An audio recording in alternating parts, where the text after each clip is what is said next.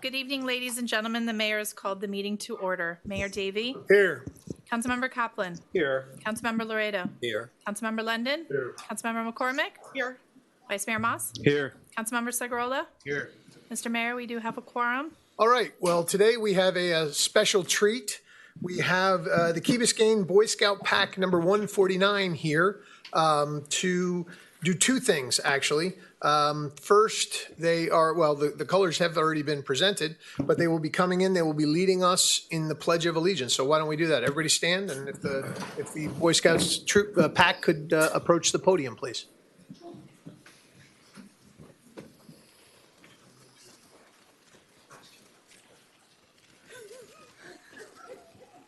No, right there. You're fine right there with, yeah, where Sebastian's in the right spot. Because you all have to lead us, be on the mic and lead us in the Pledge of Allegiance.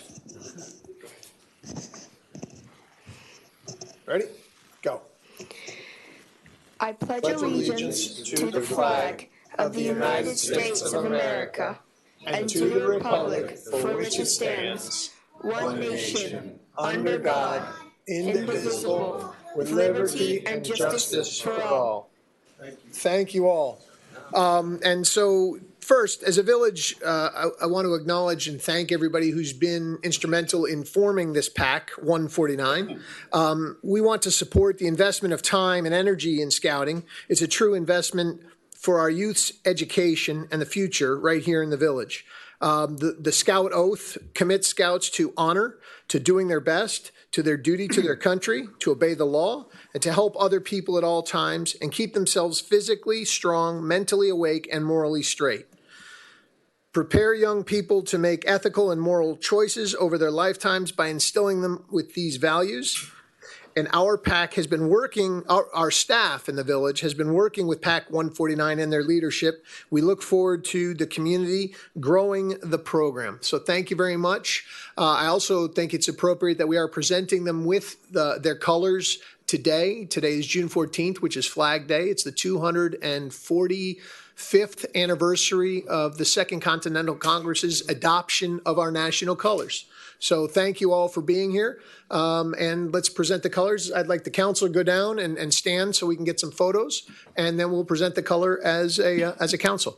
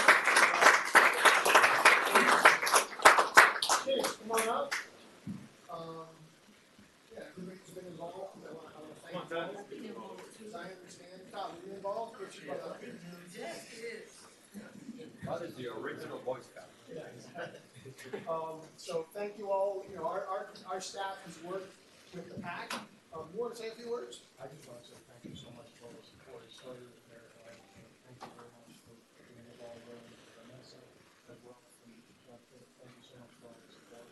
Everyone's been just so supportive and grateful. I think it's a great place to have a Boy Scout and a Boy Scout for boys and girls. Absolutely, absolutely.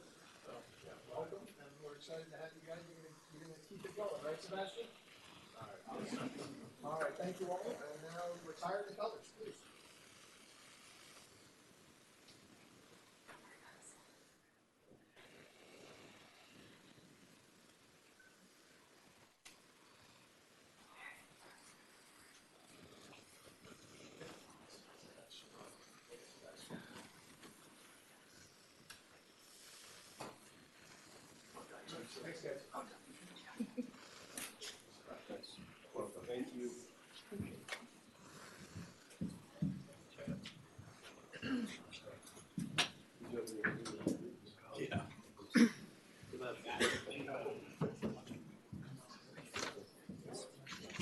Now, if we could all remain standing. The next item is an invocation from Rabbi Avramo Caroline Chabad of Key Biscayne.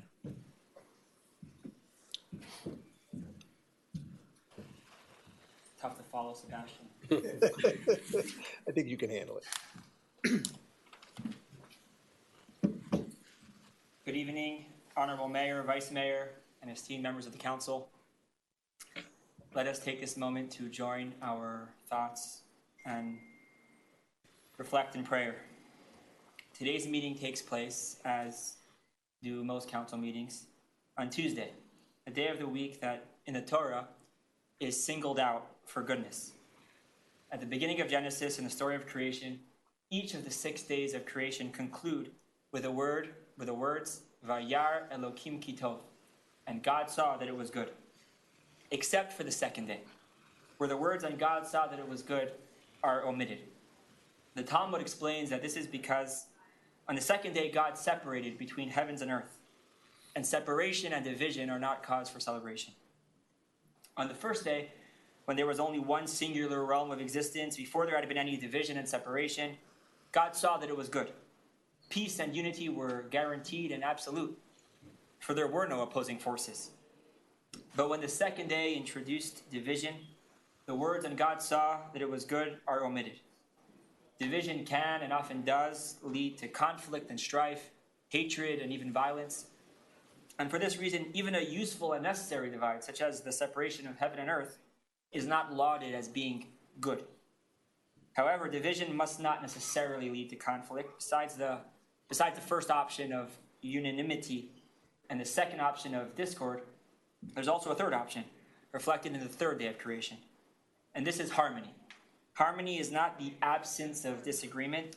That would be the single voice of unanimity reflected in the first day of creation. Rather, harmony is the gift and the blessing of different and even opposing forces uniting. Uniting by discovering common ground and shared interests, and uniting by recognizing that their differences complement each other, and that by joining forces, the synergy created is far greater than the sum of its parts. And that's why on the third day, on Tuesday, it's written, "And God saw that it was good," twice.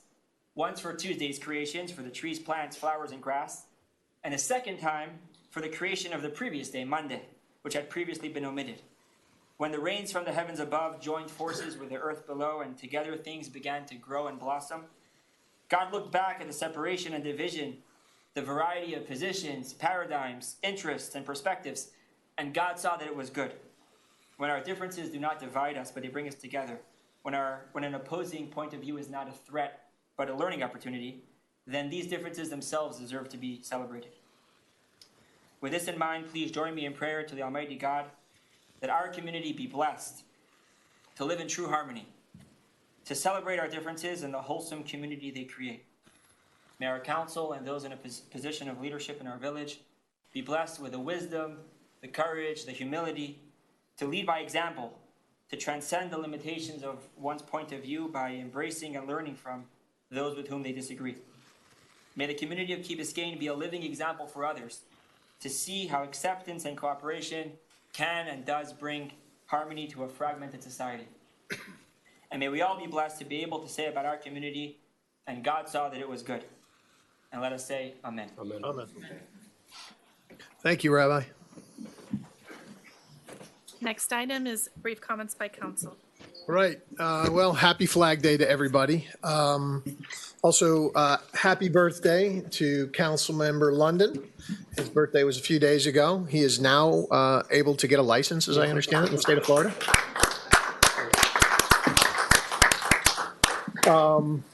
And, to the rabbi's points, it was interesting. I was at a seminar this week, national security seminar, and I was there with a lot of different people from a lot of different parts of this country. And as everybody knows, we are a somewhat divided country. But I spent 4 days in rooms with folks talking about issues that are relevant to us all. And I thought what was great about the conversations was we were all able to talk about the issues, and we really were able to listen to one another. And I think I take one thing and I wanted to bring it back here and let you all know, we don't do enough listening. We don't do enough listening to the other side, and we need to do more of it. I'm going to do my best to listen more to others with differing opinions and try and see where they're coming from and why.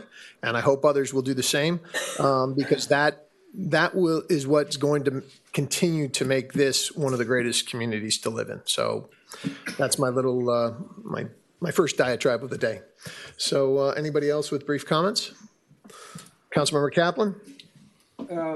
Just a note of appreciation of the administration for the strategic planning session. The administration really should be congratulated, I think, for putting together such a well-developed program. I got a lot out of it. I hope that our contributions also imparted something useful to your colleagues, but thank you. Thank you, Councilmember. Councilmember Laredo? Just a brief thank you and congratulations to the spirit of giving to the community that was reflected over the last few months by the PTA and the parents in Key Biscayne. And I think anybody who gets as engaged as I do and have deserve credit, and I think we had a very good result. And we're moving on, and they should be congratulated. And they know who they are. Anybody else? All right, next item. Next item is public comments. Right. Madam Clerk, would you please read the instructions for the Yes. folks on Zoom?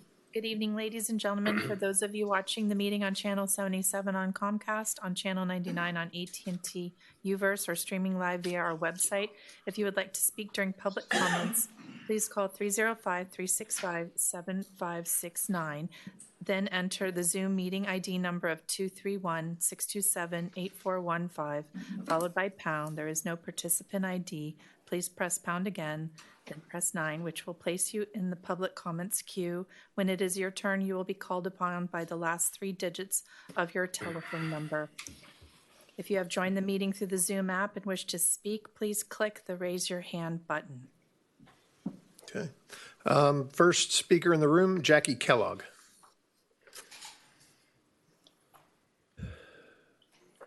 Hi, good evening. Name and Jackie address. Kellogg, 115 Sunrise Drive, PHA 33149. I'm reminded actually of when the community center first opened and started my first Girl Scout troop. I think that was 2004.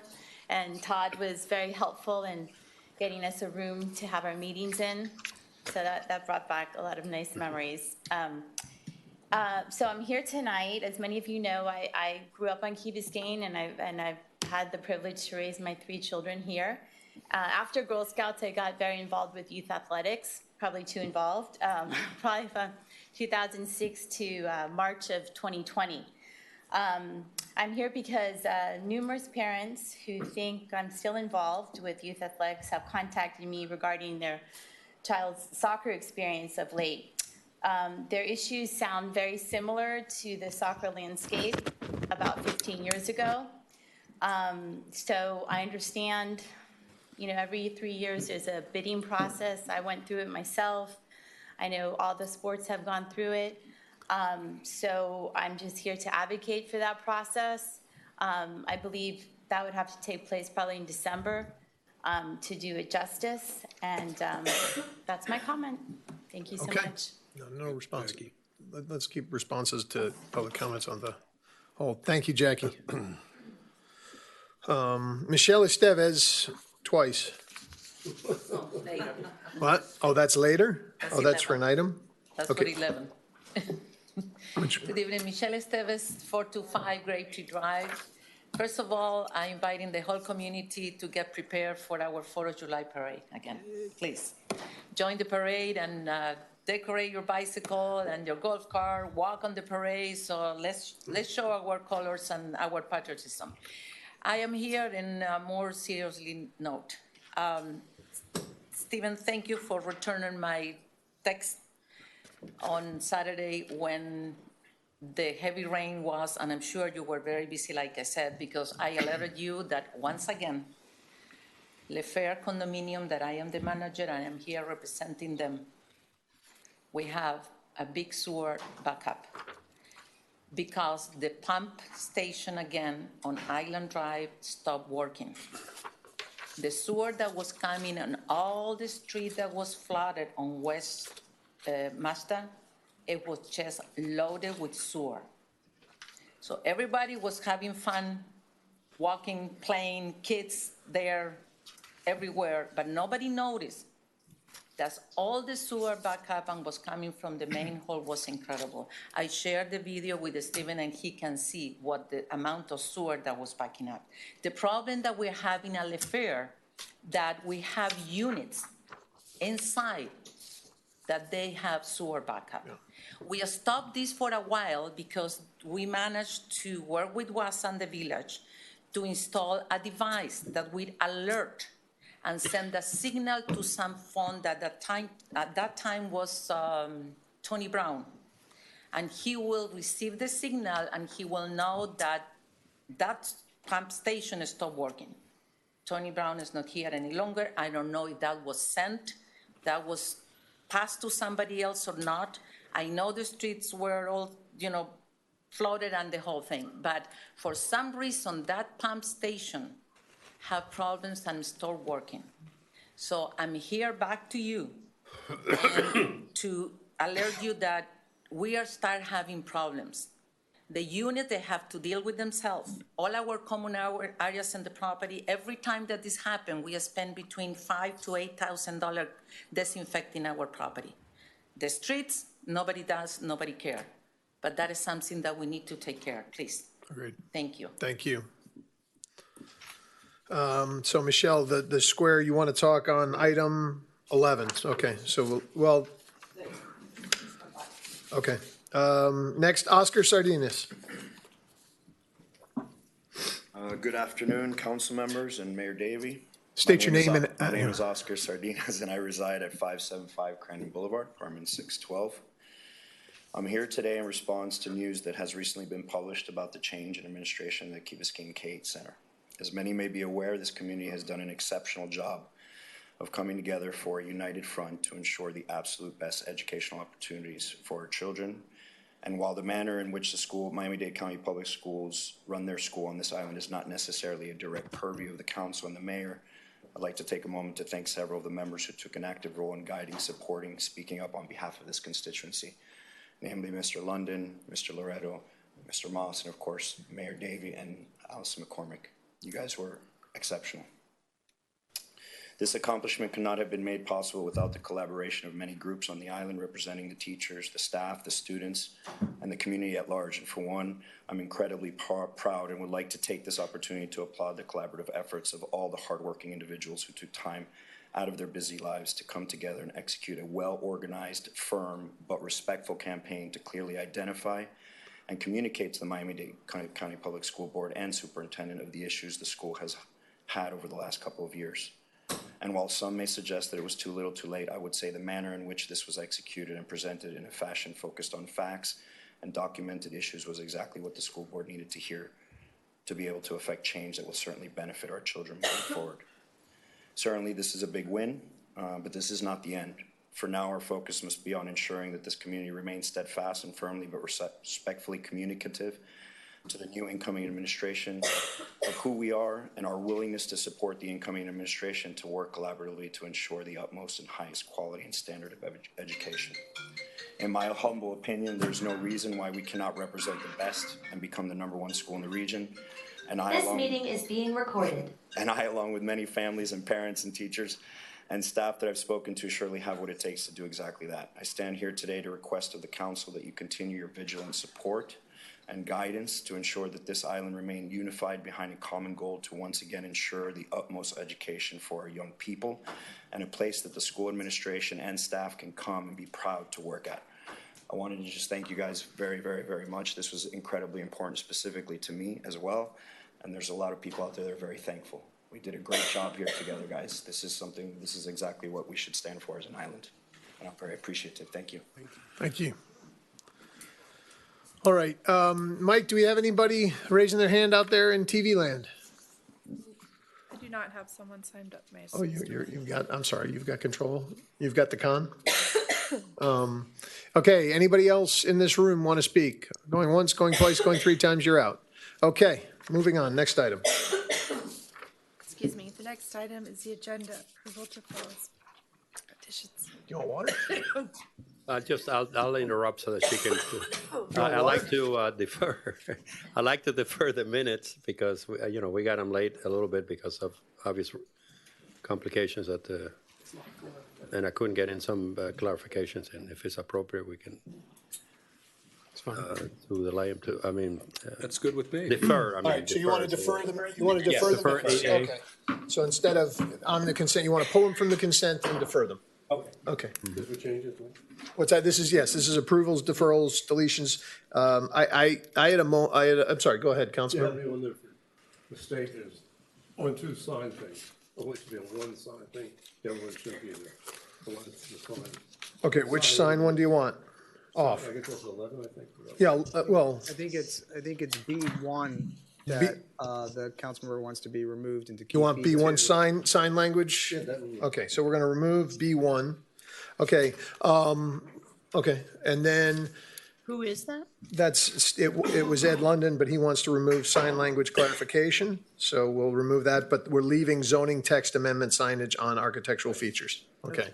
Mr. Manager, are you going to discuss the West Mashta sewer backup in your report?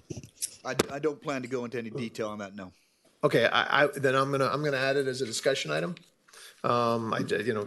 Having had it brought up, I think we need to talk about next steps, so I'll bring that in as, Mayor? yeah. The manager also has on 9A a recommendation to defer the stormwater ordinance to the date certain of July 26th. Right, I was gonna get, that's, okay, I'm sorry, I'm adding, but I have written deferred. So we're gonna defer 9A. Is everyone all right with that? So, I'm sorry? Well, we're gonna vote on it, so deferring 8A, we're gonna defer 9A, we're gonna cancel, we're gonna delete, what is it, 12B1? Anything else? Anybody want to add or delete? I think, And you're adding. Wait, hold on. You're adding West Mashta. Yeah, I'm adding adding, just to be clear for the record, the manager's request is to defer 9A to a date certain of July 26th. okay, delete, okay, so defer 9A to, what is it, the 26th? July 26th. Okay, That's only like animal cruelty. yeah, okay, good. I'm against it, but yeah, we can start on that. Where's B that Ed is? What just happened? Ed wants to talk about animal cruelty. B3, animal cruelty. No, B3, B4. Mashta sewer is B3. Master animal- sewer became 2 when you deleted 1. We're leaving, the numbers stay the same. B3 is Mashta sewer because we haven't officially deleted it, so. Okay, all right. And animal cruelty is 4. Anybody else want to add anything, or are we done? Okay. All those in favor? Well, can you, okay, just to be clear, we're deferring 8A, we're deferring 9A to July 26th. We are deleting item 12B1. We are adding item 12B3 and 12B4, so that would be items. And that's it. We need to move to approve as amended, and I do so. Second? All those in favor? Aye. Okay. The next item is the consent agenda. Moved. Second. Second. All those in favor? Aye. Aye. Opposed? Motion carries. We're just ripping through this. Well, I'm saying right now we're catching the wave. Next item. The next item is a resolution of the Village Council of the Village of Key Biscayne, Florida, granting a utility easement to the Florida Power and Light Company, FPL, for utility undergrounding at Paradise Park, providing for authorization and providing for an effective date. Moved. Second. Are we supposed to be deferring the 8A first before we move on? No, we to it? already deferred 8A. Oh, it was part of the Yeah, consent. we I thought we moved- would yeah. pull it and then we had to We pulled defer. it and then, sorry. And then we deferred. And then, so this has been moved, seconded. Mr. Manager? I'll let Director Osmond, comment on this? Perfect. Good evening, Mayor and Council. This easement is required as part of Paradise Park project construction. We have overhead utility lines running east to west throughout the property, and we are burying them. Construction is happening right now, but before FPL actually pulls the wires and disconnects the overhead wires, we have easement to be recorded, and that's the extent of it. Anybody have any questions or concerns? Okay, call the question, please. All those in favor? Aye. Opposed? Motion carries. The next item is a capital project authorizing resolution of the Village Council of the Village of Key Biscayne, Florida, selecting Restate Construction LLC for the public beach access improvements project in an amount not to exceed $110,000, providing for authorization and providing for an effective date. Moved. Second. Thank you. Mr. Manager? Director Osmond? Yep.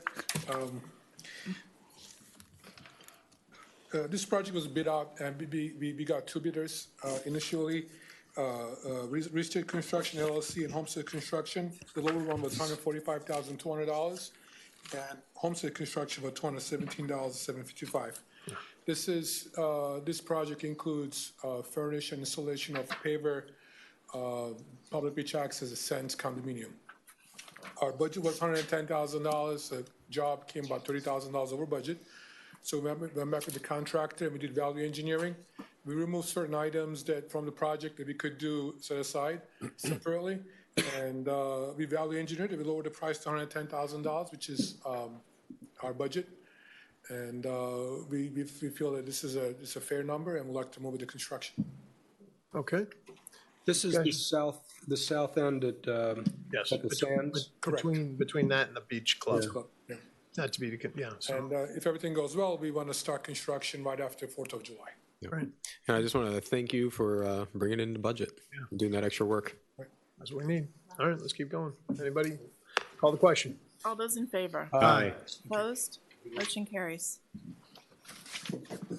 The next item is a resolution of the Village Council of the Village of Key Biscayne, Florida, authorizing the village manager to issue a work order to Mofad and Nickel, Inc. for engineering, surveying, and marine biological services relating to the beach renourishment project in an amount not to exceed $80,000 and providing for an effective date. Moved. Second. Okay. Who seconded? Frank. Thank you. Mr. Manager? Dr. Samimi? Being formal, very formal tonight. Thank you, Council. So this is to essentially approve Mofad Nickel to do the second-year biological and physical monitoring that has to be done per the permit for the beach renourishment that was done in the spring. They have to do 3 years of it. This is the second year. I have a question. The price that is here, is that something that we already negotiated previously, that we knew that these years are coming and these are those prices, correct? Yeah. Okay. And it's a little bit different from last year because last year they piggybacked on a survey that was done as part of the beach nourishment. This year they don't have that survey to piggyback on, so it's a little bit different. Excellent. Anybody else? What are they finding relative to the evolution of the seagrass bed westward or eastward? Well, the last biological survey that they did, there was some sign that some of the seagrass had shifted seaward, which in a way is a good thing for us. Not even in a way. That is a good thing for us. Well, depending on how you look at it, because that could also indicate that sand's coming off the beach and pushing the seagrass out, which is not a good thing for us. But let's just say that it's naturally migrating seaward, and that we're not having an impact on the seagrass. It's migrating. Yeah, so That's a good Call the question. articulation. Anybody Just else? so that, just a quick question. Okay, I go know ahead. we can discuss it at the manager's report, but I need to hear about the dogs and Oh, well, that's a different, okay. That's, no, but just so that you prepare for later on, because people continue to come to us. yeah. So we'll see you later. call the question, please. All those in favor? Aye. Opposed? Motion carries. The next item is public comments. Could you please read the comments or the direct instructions again? Good evening, ladies and gentlemen. For those of you watching the meeting on Channel 77 on Comcast, on Channel 99 on AT&T Uverse, or streaming live via our website, if you would like to speak during public comments, please call 305-365-7569, then enter the Zoom meeting ID number of 231-627-8415, followed by pound. There is no participant ID. Press pound again and press 9, which will place you in the public comments queue. When it is your turn, you will be called upon by the last 3 digits of your telephone number. If you have joined the meeting through the Zoom app and wish to speak, please click the raise your hand button. I have one speaker in the room right now. That's Michelle Esteves. Michelle Esteves, 425 Grapetree Drive. I am here as the manager of the Square Shopping Center that requesting that to consider the proposal and the recommendation from Councilmember London about the special circumstances that the Square has facing that was missed after the sign ordinance was adopted and was accepted by the village from the Square. At that time, they missed that it's a language in the sign ordinance that no sign is permitted on the architectural features, and the Square have architectural features. So I'm going to leave for Mr. London to please do his presentation, and I urge the council to consider that this was after the sign ordinance was accepted by the village. So please, we don't like to be the only shopping center on Key Biscayne without signage inside the shopping center. This has nothing to do with the street. Thank you. Thank you. Do we have anybody else signed up? Mr. Mayor, do not. Okay. Let's close public comments. Let's go on to reports and recommendations. Village manager, manager's report. Good evening, Mr. Mayor, council members. It's pretty exciting to see the Boy Scouts and Cub Scouts here tonight, so I think that's a big move in the right direction as we begin to develop our own troop here. We've got some other good news. This Thursday, July 16th, we're going to do a ribbon cutting at Lake Park. June 16th. Did I say July? Mm-hmm. All right, June 16th. I stand corrected. We have Brazilian music and Argentinian food, so come one, come all, and enjoy. And we'll have the big scissors for everyone to do the ribbon cutting. Nice. On July 4th, of course, we got the parade, we got the picnic, and Todd promises the fireworks. Nice. So we're excited about that as well. And then also this Friday, Chief Susan and I will be traveling up to Cocoa Beach to present our request, find request for a new maritime patrol vessel for the one that we have, which is 15 years old, I believe, Chief? 15 or 17 years old. So hopefully we come back successful on Saturday. Great. Just in time for our next one, which is our vision plan meeting at 10 o'clock on Saturday. So again, come one, come all. Busy week, exciting week going on in the village. I do have a very short flood response report, so to speak. I think Chief Lang is going to give a little bit more, but first, number one, I at the time when it kicked off, as you know, I was up in Orlando, and Chief Lang took it upon himself. It brought the team together, did preparation, team was ready to go. I came back. I probably didn't even need to come back, but Chief had it going. Response was good. I think you saw we suffered in some places 2.5 to in some places 4 feet of water. The rain was significant, but I really want to thank the fire and rescue, our police and public works for their work during the response, and then particularly public works response or recovery efforts. If you saw Harbor Drive, which was damaged during the storm, is already back, already repaired. So kudos to them. We have a stormwater pump generator that is out, and we're still working to replace that. And then I'm actually going to have Jake, if you would come forward and talk a little bit about the lift station, the water and sewer lift station, and the situation we face there. Yeah. So there are 2 lift stations in the south end of the island. One is actually right in the middle of the Mast Bridge, and there's another one in Island Drive. And the one in question is in by Island Drive. This is owned and operated by Miami-Dade County Water and Sewer. It's a sanitary lift station. During the storm, the Mast Bridge one functioned fine. There was no issues there.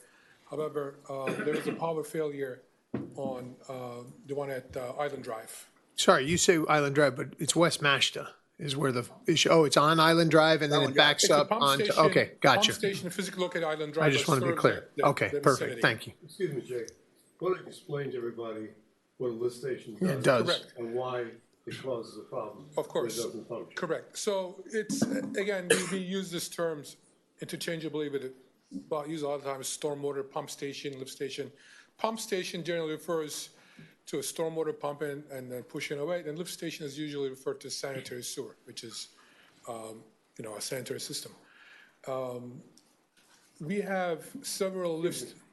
But basically what he's saying is that when you flush your toilet, it goes downhill. Hopefully. There's no hills in Right. Key Biscayne, so it doesn't go down very Okay. far. So he lifts it up and it goes down again. So every time it Correct. stops going up, it backs up to where it was coming from. Correct. As, Michelle was saying, it backed up to her. Correct. Now, yes. So I think everybody understands what a lift station is. So the lift station, again, you have this sewer line, your lateral goes to sewer line goes to interceptor goes to the wet well, the lift station will end up at a low location, it gets pumped out to someplace else, it gets pumped out someplace else until it makes it to wastewater treatment plant in Virginia Key. Now, the question at night, what happened was the lift station located at Island Drive had a power failure. Those lift stations don't have generator, they're on FPL power. So we called Water and Sewer Department, and I believe they responded in a few hours, and they actually bought a portable generator and to remedy the situation. Now, the lift stations, you could actually take a lift station out of operations for about a day without any issue. There's enough capacity for it to back up. But again, rainy night, there was some infiltration going on, so everything was it's kind of perfect storm. Not only it rained a lot, we lost the power, so that's what happened. Now, Miami-Dade County Water and Sewer actually have a SCADA system that sees when the systems are out. They can actually see in the computer. Before we even get a call from a customer or a resident, they actually see in their computer the lift station is out. But again, they had several throughout the Miami-Dade County. They also had minimal staff too during the storm. So that's why we experienced what happened last Saturday. I appreciate that. The question is, Councilmember. is there anything we can do about it? Probably not. It's not our utility, but what we could do is, actually we can. We have a good relationship with Miami-Dade County Water and Sewer, and what we want to do is to sync our capital projects with their projects. We're going to replace and renew a lot of water main and the sewer mains throughout the island. There are some lift stations that are due for renewal, and which is happening. Actually, West Mashta Bridge, there's one right on the bridge. They submit their plans, and the construction is going to happen in the summer. Now, I'm not aware that Water and Sewer Department has any plans to put generators. So if there is a power failure, it's an issue without a generator. But everything else, it's in their capital program to update. What we're trying to do is to kind of get that fast track so we can actually sync them with our capital projects so that in one shot we take care of it all. Awesome. Councilmember McCormick? I have a question about, you mentioned there's some infiltration and that the rain was an issue. Correct. If there's infiltration when it isn't raining, is there any Exfiltration? anything coming the other way? It shouldn't, because it's, I mean, technically it could. It is, if the crack is in the bottom of the sewer pipe, of course it's gonna spill down. And they did a good job constructing this thing and maintaining, but again, it's a concrete pipe. It can crack. It's very easily happen. And some infiltration actually expected to happen. I see. But again, when it rains a lot and then the groundwater table rises and the more forces goes in these pipes, there's infiltration inflow at high capacity that happens. They're actually, the manager and I, we talked to them a few months ago. They are scheduled to TV all these lines, a portion of it, and depending on the results, they're going to be, pipe repairs. But again, infiltration and inflow happens over time because nature of the system. It will happen. Jake, Vice Mayor? tell them what TV means? TV inspection, they basically see the closed circuit TV. They go with the lines, the camera at the end, and then the inventory of the cracks, and then pipe breakage, everything. And things? Right. And then based on that, they score each pipe and prescribe remedy. Vice Mayor, and then Councilmember Kaplan. How many lift stations does Water and Sewer have in Key Biscayne? Do you know? It's about a dozen. Okay, yeah, so we it's have about 12, 12, yeah, around more or there, less. yeah. How often do they go down? Not very often, actually. I mean, it's, again, a lot of times it goes down and they're repaired without us knowing, because there's about 8-10 hours the lift Of station capacity. system can function without lift station. So, correct, the wet well is big. And if it's during the day when there's like the sewage load is low, you know, they have more time to repair it. But again, they take the water main and sewer main breaks very seriously, and they respond within 2 hours. So a lot of times they show up without even knowing. Now again, in our case, this was a storm, so it did take him some time. Right. Yeah, that was my question, because I'm guessing that out of the dozen, none of them are backed up, correct? They No, have to this come was out the and only fix. They have to come out and fix This them. one has happened before. That was my concern, that this one hasn't. How This is long not the ago first did time it it happen? happened. Was that during? This was, they the storm is Saturday, so No. But Before. Michelle, No, I'm the looking at time Michelle. We before. had the time before we had it where it was really bad, where there was excrement in the street. Was when was that? 2018, 2019? You were in your old office. Yes, but this is the 10th time that has. Oh, Okay. you know what I was? I was still no. So this is that's 6 to 7 years ago that the last one happened, because I was in my office. If you remember, I was in my office on 50 West Mashta, and I came over. That was fun. So, Good so times. what we'll Good do is times. like we are in constant communication with the sewer department. Our relationship has never been better. So we'll bring to their attention. I'll find out what's their timeline, and then Yeah, that was my question. Even though that we're doing something else, what can we do now that if that thing is failing constantly, there might be something they need to redo yes, over there. definitely. Yeah. Okay, Councilmember Kaplan. Yeah, similar.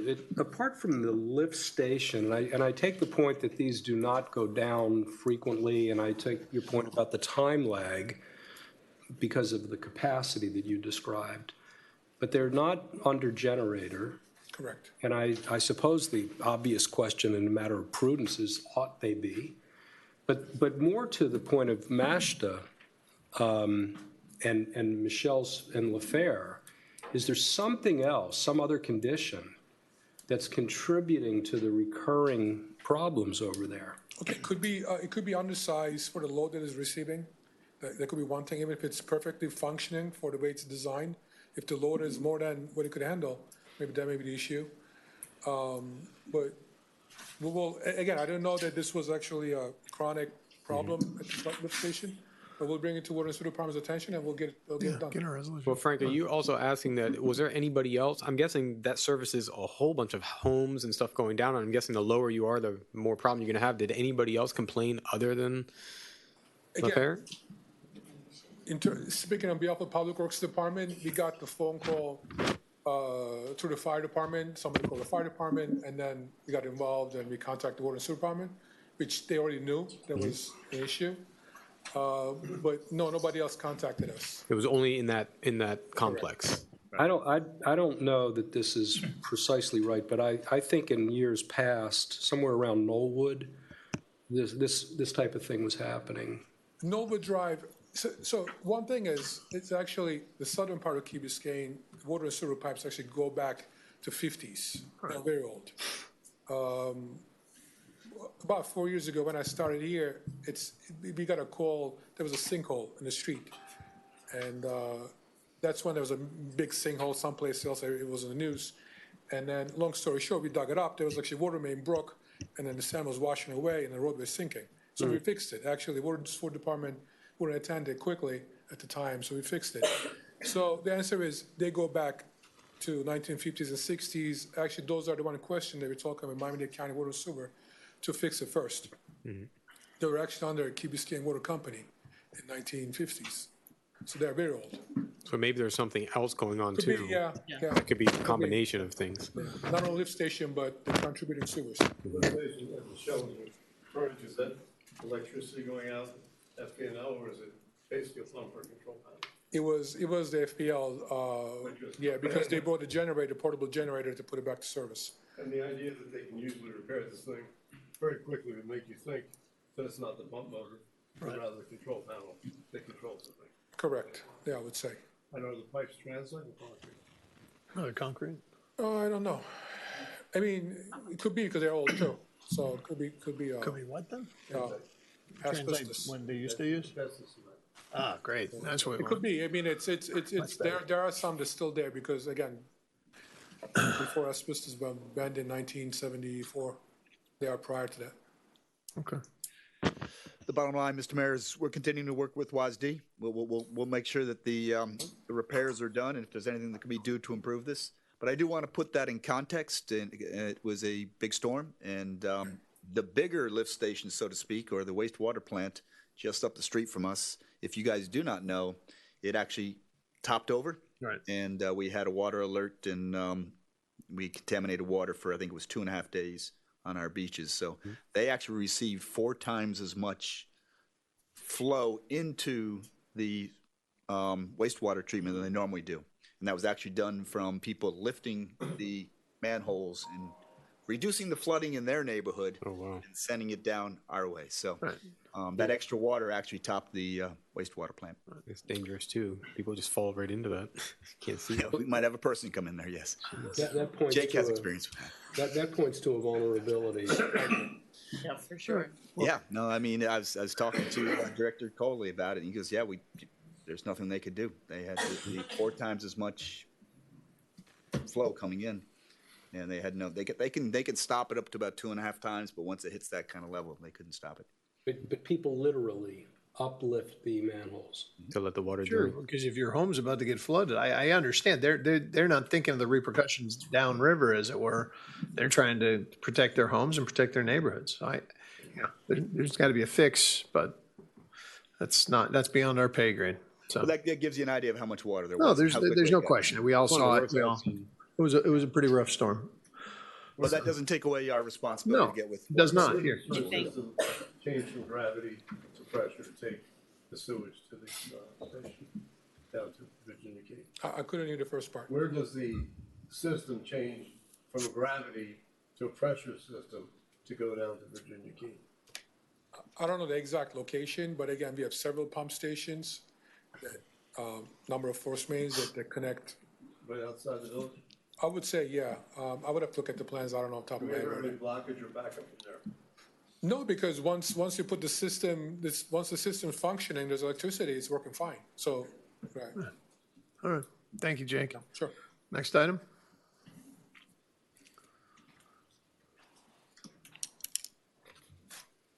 Chief, if you would. Community policing program.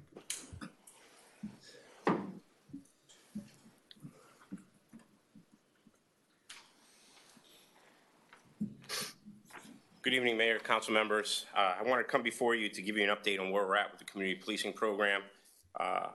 With the advent of the approval of the 2 additional positions since February of 2022.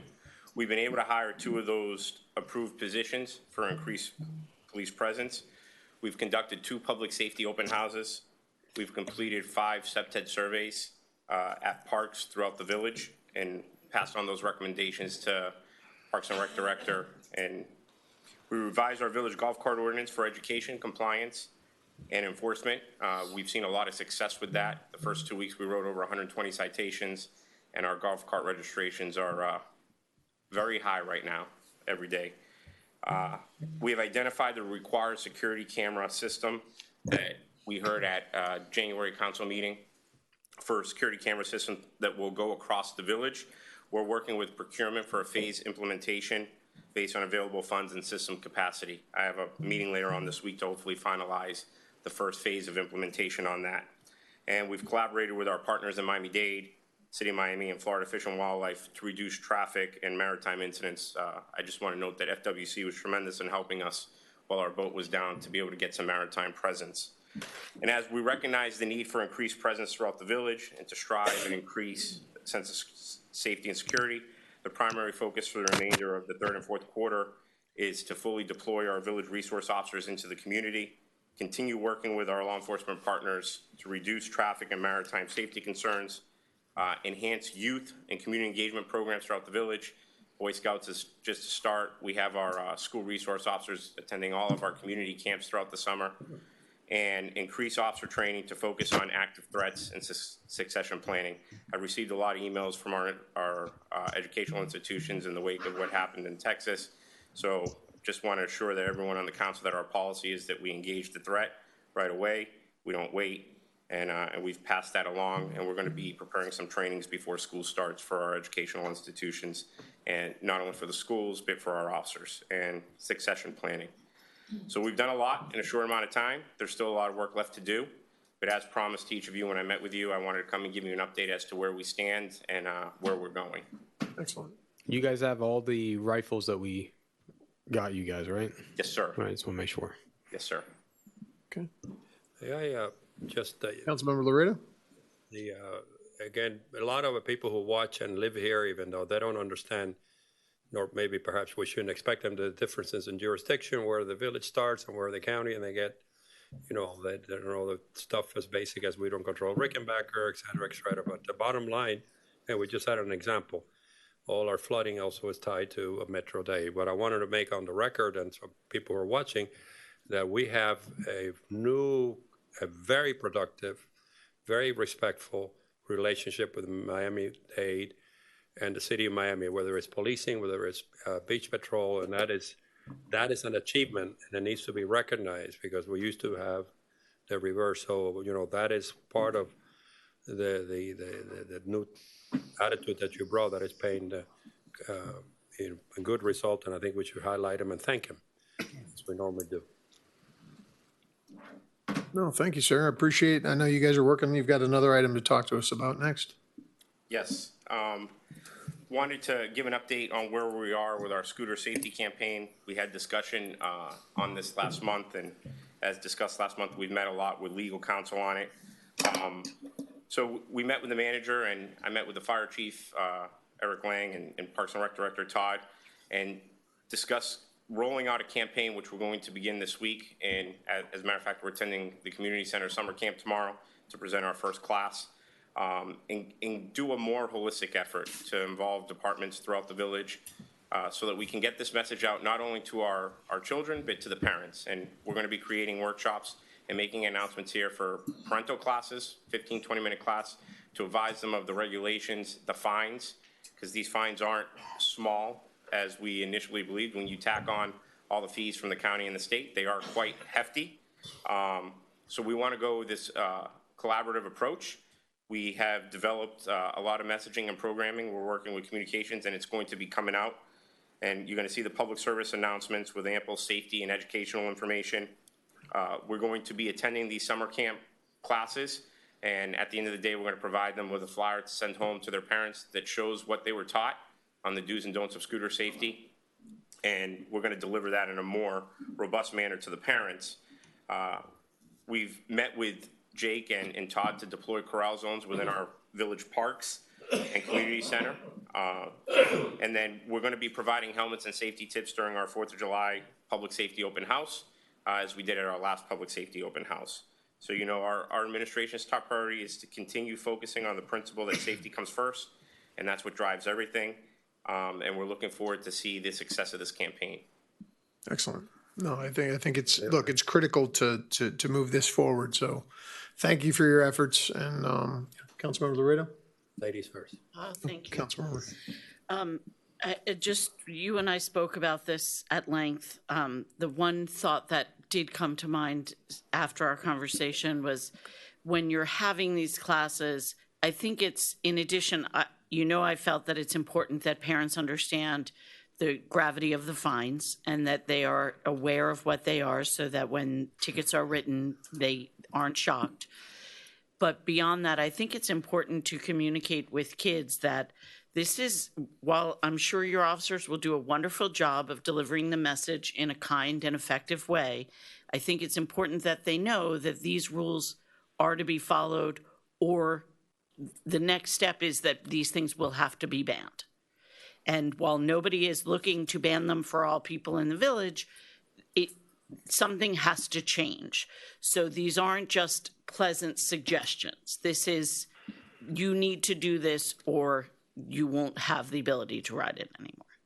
Absolutely. And as I shared with you, myself, I've taken a proactive approach where I share with you, I've called a number of parents in the last week being out, just trying to drive home the message and understand what the gravity of the fine is, and so that the child can understand it, the parent can understand it.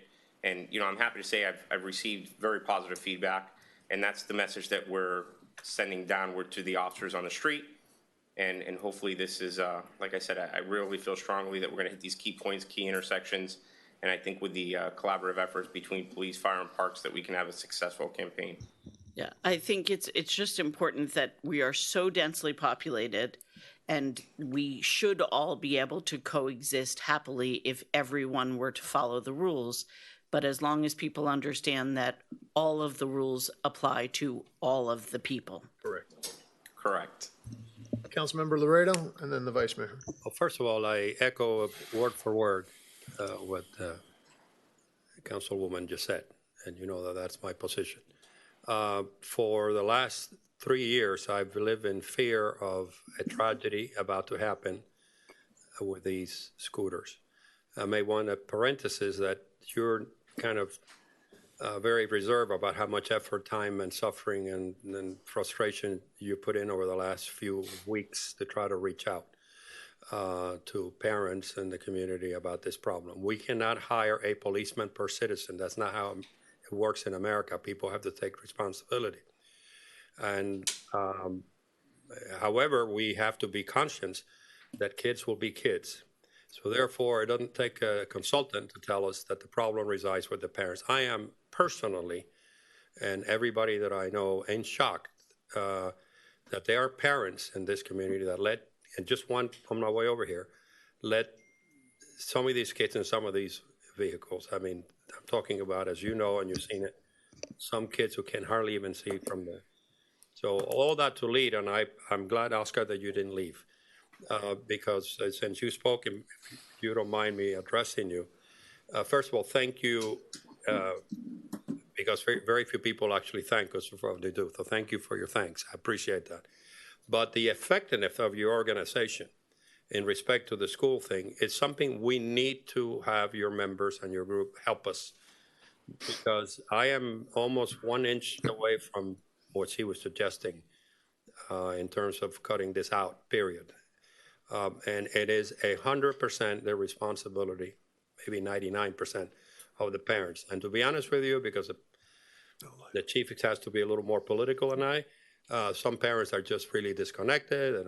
They don't show up. We have exhausted, folks, all the outreach. There isn't, unless we hire or put up in orbit a new Key Biscayne satellite, we have turned out all kinds of communication. So there is absolutely no excuse that you should not know that this is a tragedy waiting to happen. So it's just the last time before the hard line. It's not that we want to deprive these kids of this joy, but we can't expect them to, if their parents tell them go in these conditions, there's just so much we can do. And we have a limited number of resources, i.e. police, and if you don't take responsibility, so I would laud what you're doing, sir, Chief, and ask you, Oscar, and your group to see if we can help reach out. It's really a very simple solution, and it echoes what she said, and I've been saying for 4 years. The rules are the rules, and you abide with them. I don't care who you are, where you come from, what the hair color you have, or the color of your skin, or the language you speak, period. But this is a sensitive area, and I think we need help. And hopefully you can provide the chief that support. Vice Mayor? Yeah, just, again, echoing everything that everybody's already been saying. So, I've been very loud about that I share the same worry about a tragedy coming. And at the same time, we don't like banning things because we want people, if they follow the rules, typically things go well if everybody's following the rules. The penalties that the state statutes give, I don't even think are harsh enough towards the parents for allowing their kids to be on some of these scooters unprotected. I mean, and I'm all for enforcement in that area and hitting the parents because there's no excuse for that.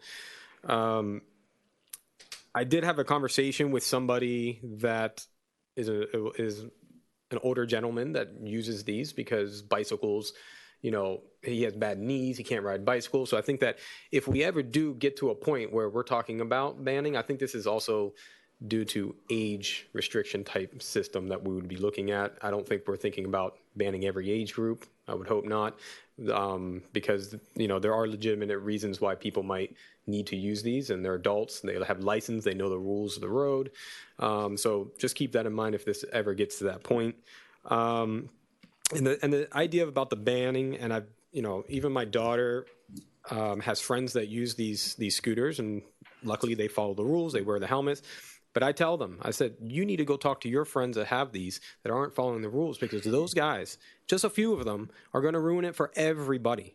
Because if it continues to happen, it's all going away. So I think the message is not just, hey, you're going to get a ticket and a couple dollars. No, you continue to do this, nobody's going to get to use them anymore. And that's worse than just getting to have to pay a couple $100s. So I think when you're talking to the children, I think you need to add that mentality in it, because that's where it's going. And unless they start making a change and their friends start talking to their friends, and parents start talking to parents saying, hey, if you don't want this thing to go, we all need to help each other as a community. We can't just have our police going out and telling everybody what to do. I mean, everybody needs to talk to everybody if they don't want that, get to that point. So I just want to throw that message out. So when you're talking to them, try to get them to talk to each other as well.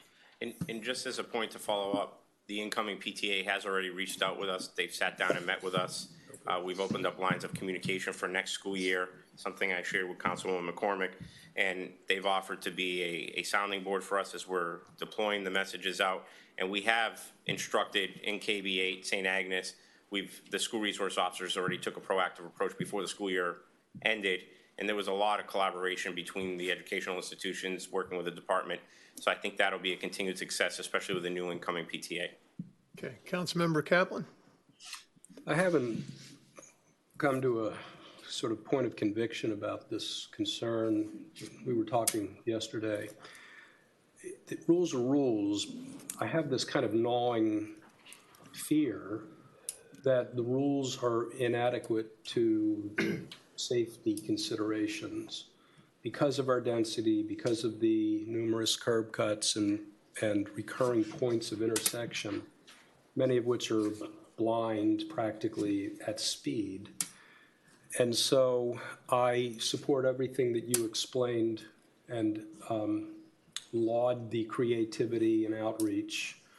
But I thought, after looking at the materials that you sent me yesterday, that it might also be worthy of a look at whether there's something having to do with street management and something like corridors or something like that to diminish the certainty of conflict at high traffic intersections, for example. So it is a conundrum, as we discussed, with the issues that we're faced with. And as I explained again, Councilwoman McCormick, the way our village is constructed, we face challenges because we do have a large segment of our population that resides in the towers and in Key Colony, and a large number of children that traverse from one side of the village to the other. And as we know, Crandon brings a whole other set of jurisdictional issues as we've discussed in the past. I feel strongly about this campaign. I think, I know we've been getting the word out. I think the more face-to-face contact we have, I'm hoping that the parents come on board and attend these classes because they're important. They're for their kids. And it takes all of us to do it together. And I understand the summer's here, so it's just not going to be in the summer. We're going to reinforce it as the school year's starting up again, and it's going to be continued. Okay. We'll keep at it. Oh, sorry. I just had two thoughts. One, Frank, I almost hit a kind of old kid on a bicycle today crossing by Grand Bay.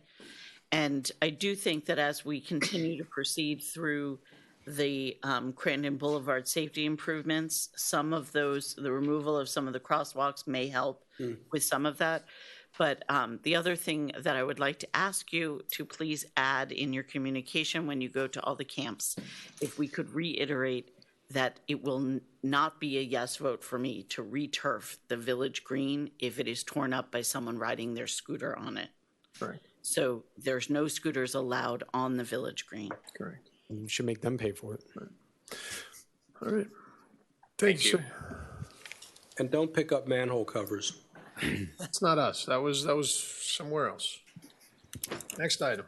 I heard that came from Coral Gables or something like that. That's just In front of your house? wasn't here. It doesn't matter. Let's move on. Thank you, Chief. Chief Lang?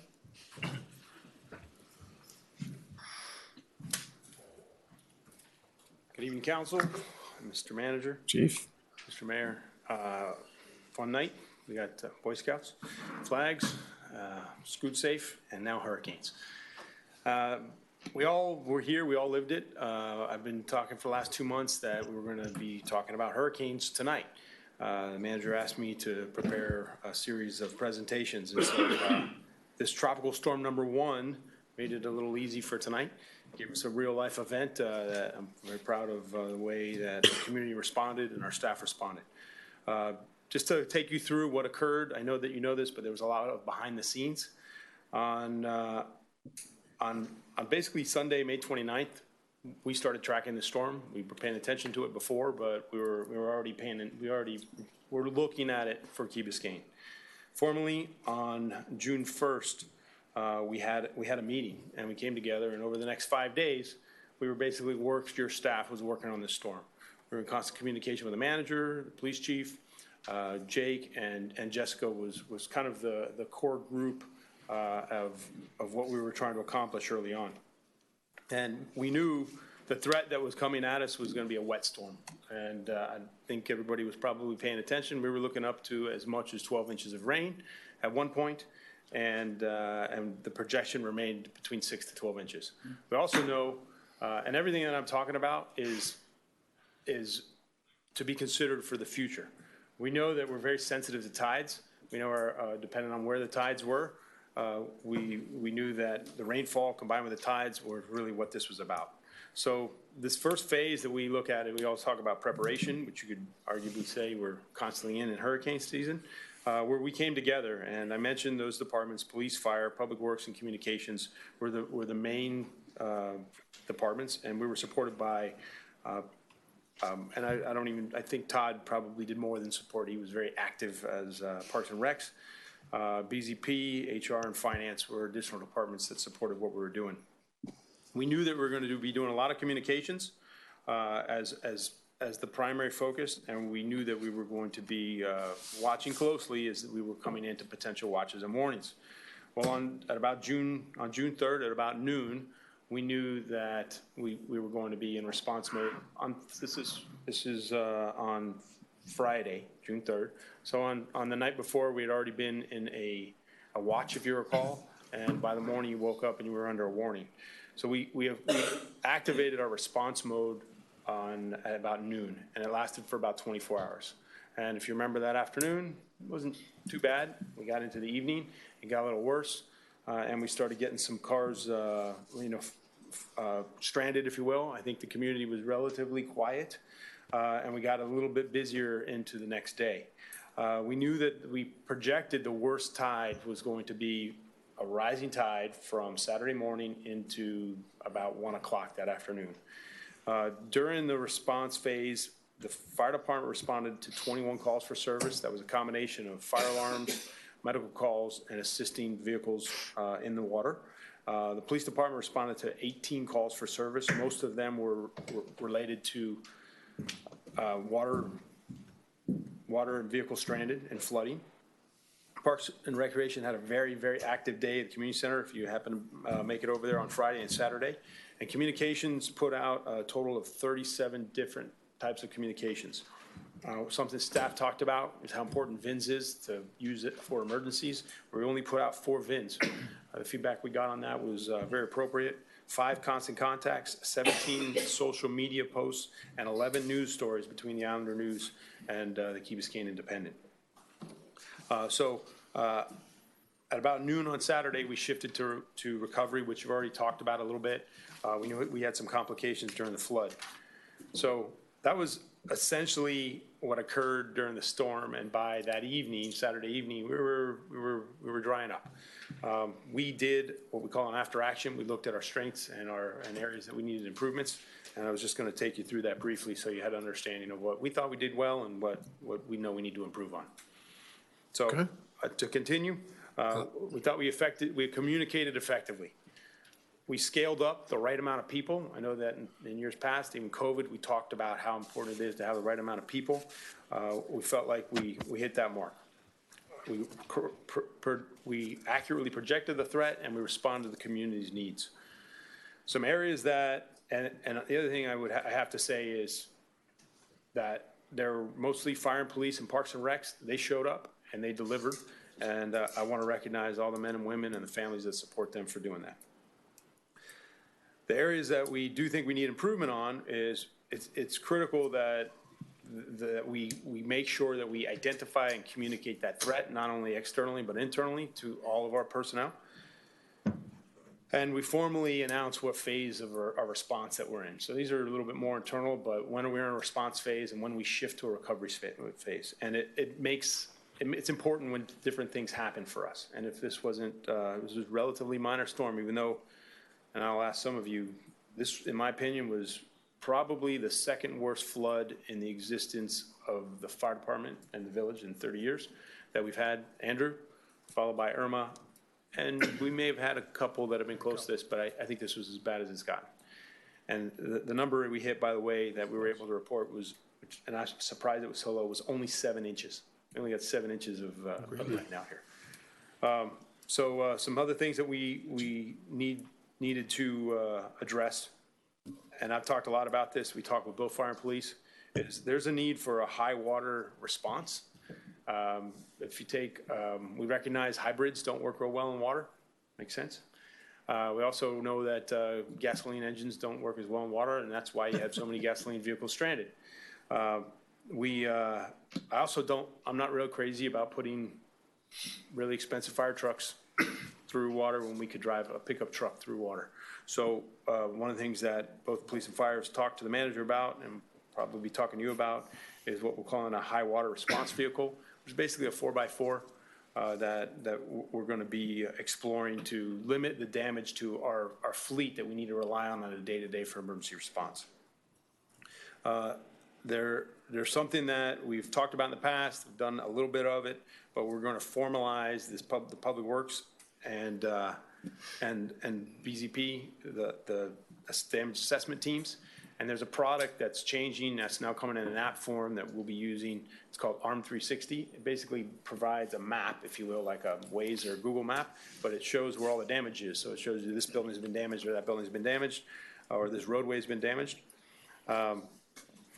Something that we picked up on is that there was condos that had flooding and there were homes that had flooding.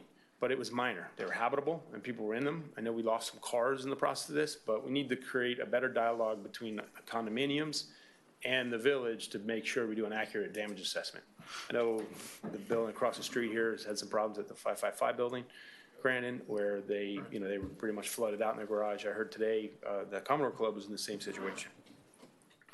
And so as we move forward, we're going to continue our training and exercises.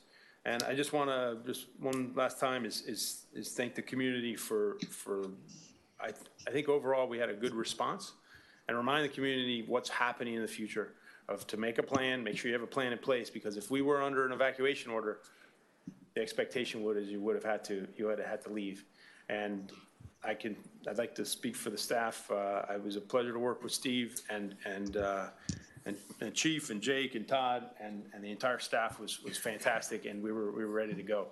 And it was beginning of June, and we know it's one of the quieter months of hurricane season. So as we move towards September and October, we'll be ready. I'm available for any questions. Thank you, sir. I do appreciate, everybody doing this dry run. But come on, it's a bad dad joke, but I got to throw it out there. It's too easy. But I saw a few of you out there. I know how hard you guys are working, but I appreciate staff. Councilmember Laredo? Yeah, thank you, Chief, for the detailed response, and I appreciate it. But this is the most important thing that we can do. I think because we know of the change on the demographics of this village, both over the last 5 to 10 years, and in the last 2 years, a lot of people from another area, which is coming from the northeast to here, and do not understand the issues of hurricanes and the merit. So these presentations, and I look at the county thing that you are pushing around, it's too much information. Our message is so technical and it's so convoluted and it's so, we need to get back to a communication skill of plain English and short sentences that they don't need to know all the stuff that you do. They need to know that we're prepared to do those things, but you, meaning all of us, cannot do it themselves. And I am particularly concerned that people don't understand, and I'm from a hardline school, that evacuation may not be mandatory, but you got to be very firm in your language. You're risking, if you want to risk your life, you know, but we are not going to risk anybody else's life because of your intransigencia. So I think we need to pivot on our messaging in terms of being very blunt, very plain. We're being outspun. It's too much information, and we will have a disaster here because everybody's already got an excuse why they're not leaving. Because, you know, unfortunately, we're reversing a culture. I do what I want. Well, you will not here. You certainly can because you have the rights, but there are costs that are beyond your calculations if you want to risk you and your family. So I hope that, Mr. Manager, because you have outreached a lot now with all the new medium and communication, we just have to tilt the language to hard but fair because they don't understand anything else. They really don't, even those who want to read it. And now is a very large level now of lack of experience, both from the north and people are coming from the south over the last 5-6 years. And boy, they don't know what a hair. You think this is bad, as you all know. We lived through Andrews and everything else. I think they're in for a shock, and the best service we can do is to be a little more direct. Councilmember Kaplan? I mean, certainly the point is to communicate clearly. I personally appreciate the way this content was laid out on this event. I refer us all to Irma. That was a different communication because that was an evacuation. Right. And I think to your point, my memory of that messaging was about as capitalized and bolded and exclaimed with screaming and shouting and balloons as you could do. And I think, now, not everybody heeds the message, but I would dare say it's impossible not to get the message. That's a different communication, though, right? Yeah, when, you know, under an evacuation, it's a mandatory evacuation. It's not optional, and it's. So that's not clear. I'm telling you. I am telling you, it's not clear.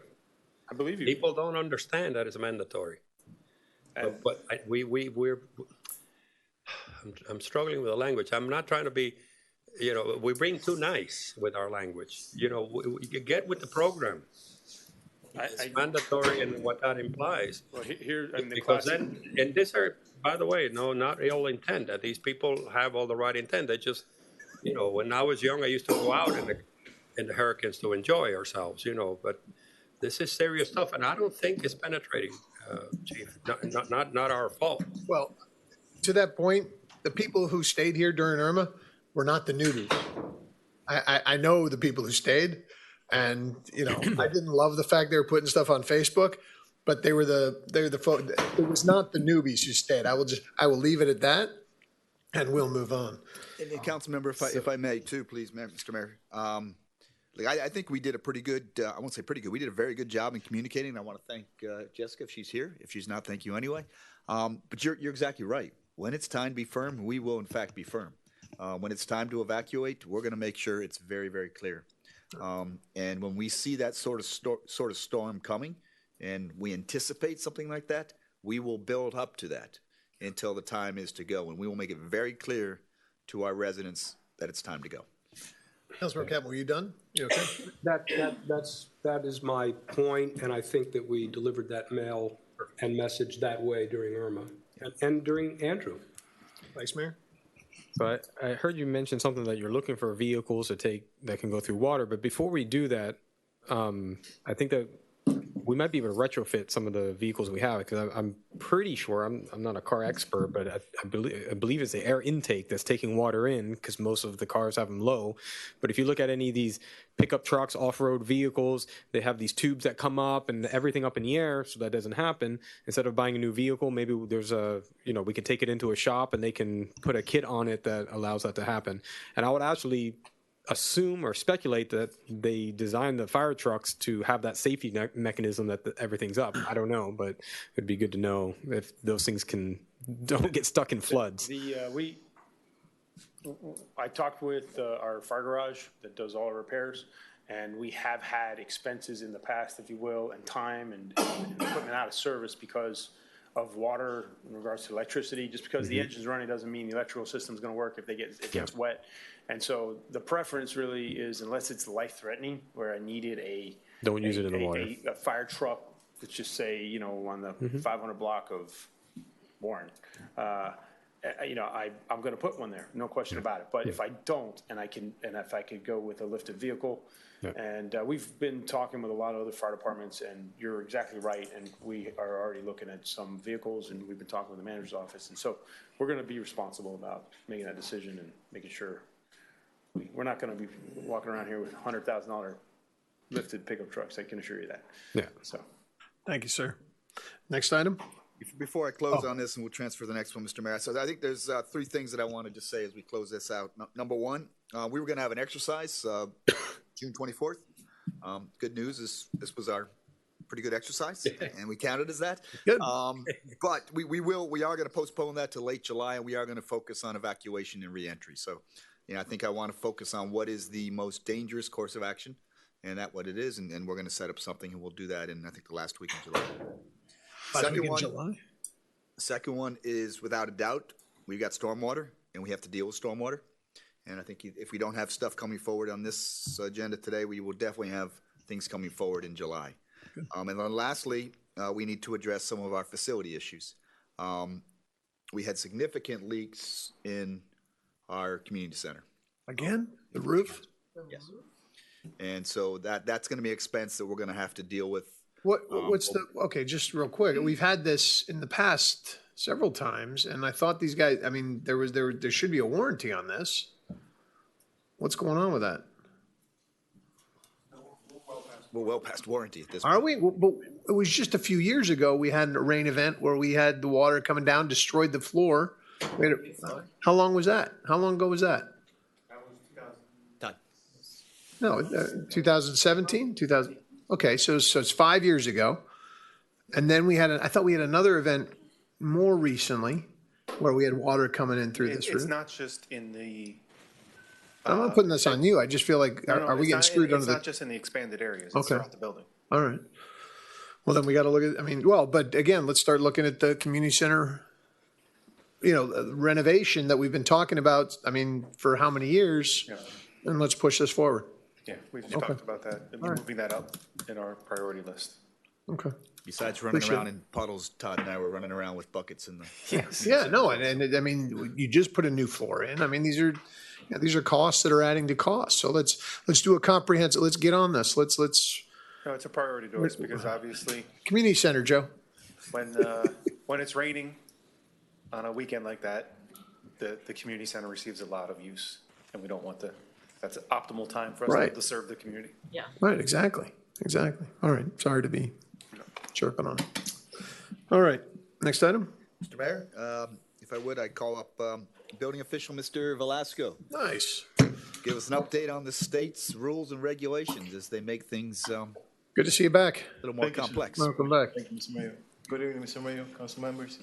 Glad to be back. Basically, it's just a quick update on what's going on with the 40-year recertification in our village here.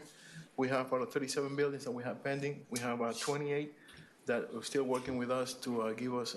We have reports on all of them about the safety, but we are working on getting applications for permits. They are producing the documents to provide to us. 9 of those 37 buildings already have compliance. We have issued recertification letters to them.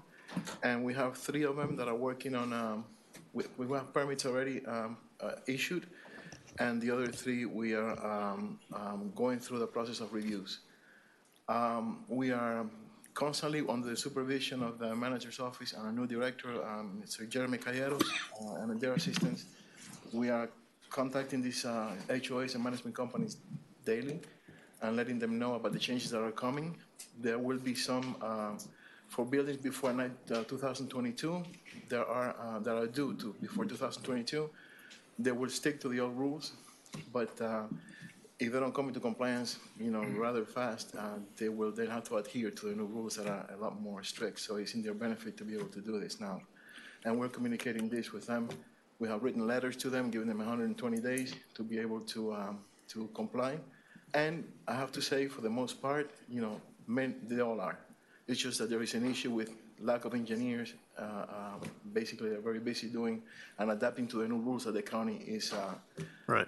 Some of them is more strict inspections, more costly, more thorough, and everybody's trying to adjust to that. So it's hard for them to find engineers that are willing to take the responsibility and also come up with a cost of what it's going to be able to do that. So to be clear, though, they are all the buildings are responding and they're taking steps. Yeah. Nobody's ignoring us. Nobody's not moving. No. It's at least at some level. We're Great. moving forward, and so far it's very positive. And then, of course, there is the new rules that are coming from the county.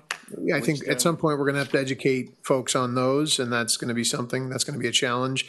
Is there a way for us? And I'm just thinking, because this lack of engineers, the concern, I mean, this was at the county commission. They had, when they were talking about these things, the concern I think Commissioner Regalado raised was as to there's only so many engineers in Miami-Dade or in the state of Florida that can help us with this. So is there a way for us is there a database that folks can go to that we can alert people to? I don't know. Is there some resource we can offer to our residents, specifically the management companies, to say, hey, this is a place, we're not advocating for any specific engineers. We're not going to do that, but this is where you can go to find. Do they? Okay. Well, thank you. See, that was my question, but it was to Renee. Yeah. Okay. Engineer has to have a license. Right.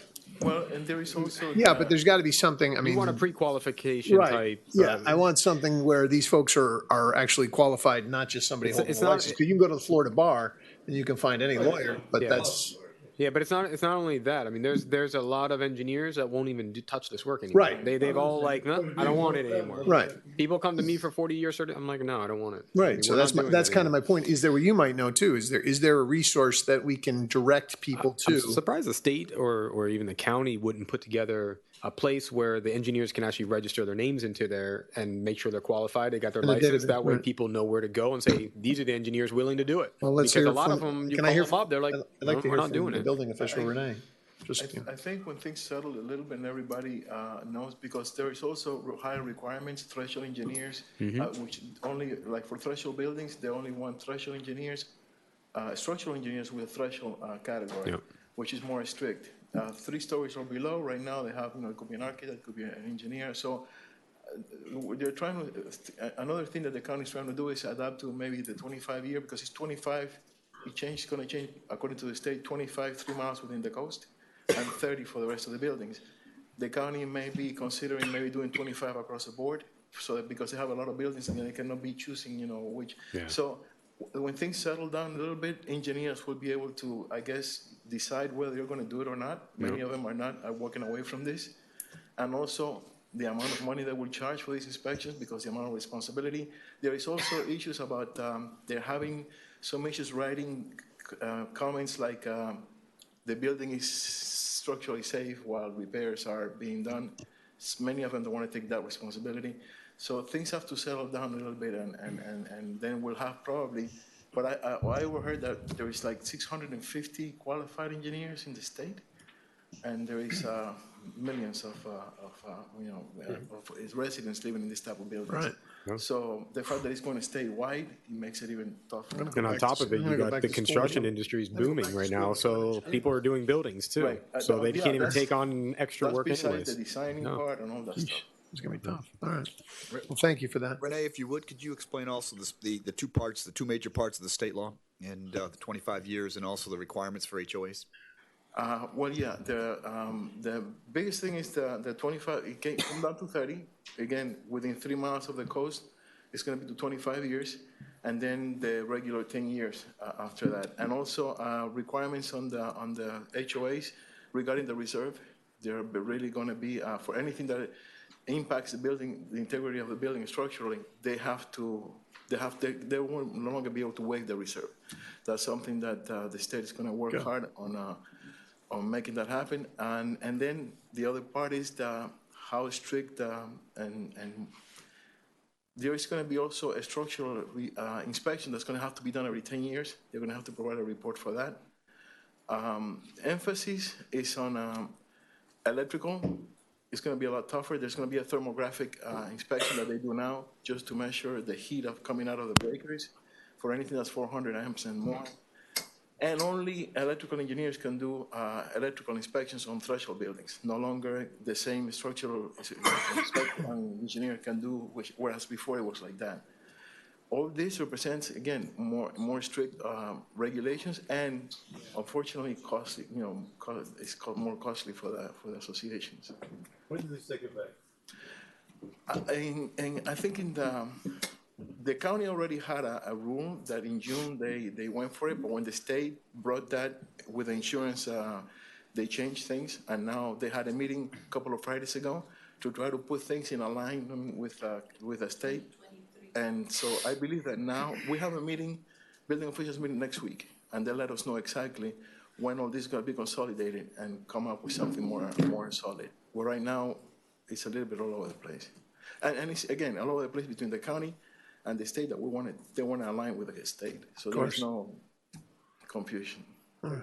Thank you, Renee. You're welcome. Very glad to have you back. Thank you, sir. Appreciate that. Next item. Mr. Mayor, I want to thank all the work that Renee and his team has done. And next up is Todd to talk to us on the status of the Mast Academy solar panels. Yes. Patience is a virtue, but I'm happy to report this is finally moving forward. Nice. It was passed by the school board. It's being executed by the village, which time we'll provide our portion of the payment. They'll execute the contract with AGT, and the solar panels at the Mast Field will get installed, and it'll be an educational opportunity for the children at the school. Thank you. Thank you for doing all the work you've done on this. I know you and the manager, and I'm not sure, I guess probably Chad's been involved. Working with the school district can be challenging. So thank you for everything y'all done And I think to move this the along. Mast Green champions. Yeah. That's what I was going to say, the students. Right. and The students have been They're great. really the and- driving force yeah, behind this. They've been on us. They've been Persistent. and because they pushed from behind the scenes at the school board level with their school board members, they kind of paved the road for this to move quickly at the end. So they deserve a lot of Awesome. credit. Put them to work on gun legislation. And All they're right. losing their amazing leader, Michelle. Michelle Drucker's leaving, leaving Mast which is a Academy, shame. And as a parent, and she's leaving behind some very, very big shoes to Agreed. fill. If there's anyone in the community that's interested in resilience and has a child at Mast Academy, No, really, it's important. She's done a Very, very she's done a important. great She's done job moving amazing stuff along there and really she created the Green Champions there. did. I mean, she's done a lot to get these kids engaged, and you see where those results can lead when somebody's really doing the work she's been doing. So she did amazing things, actually. I'll take just a second. One of the things that was super cool about that organization at the school was that it was parents and students together and doing a lot of service projects together and work together, which once your kid is in high school, you don't always have that many opportunities to do things like that together. And she took those kids to DC. Mast was the only Florida school ever to receive the federal, I think it's Green Apple Award, and just amazing, amazing things. So hopefully her work will continue, but she did great things for that school. good. All right. Thank you, Todd. You know, there's a tradition of this. Todd might remember the design charrette where the students showed up and had a lot of good ideas about the design of that building. Yes. Yeah. Thank you. Next up. Thank you, Todd. Next up is the vegetable exclusion zone, if I call up Dr. Smimi.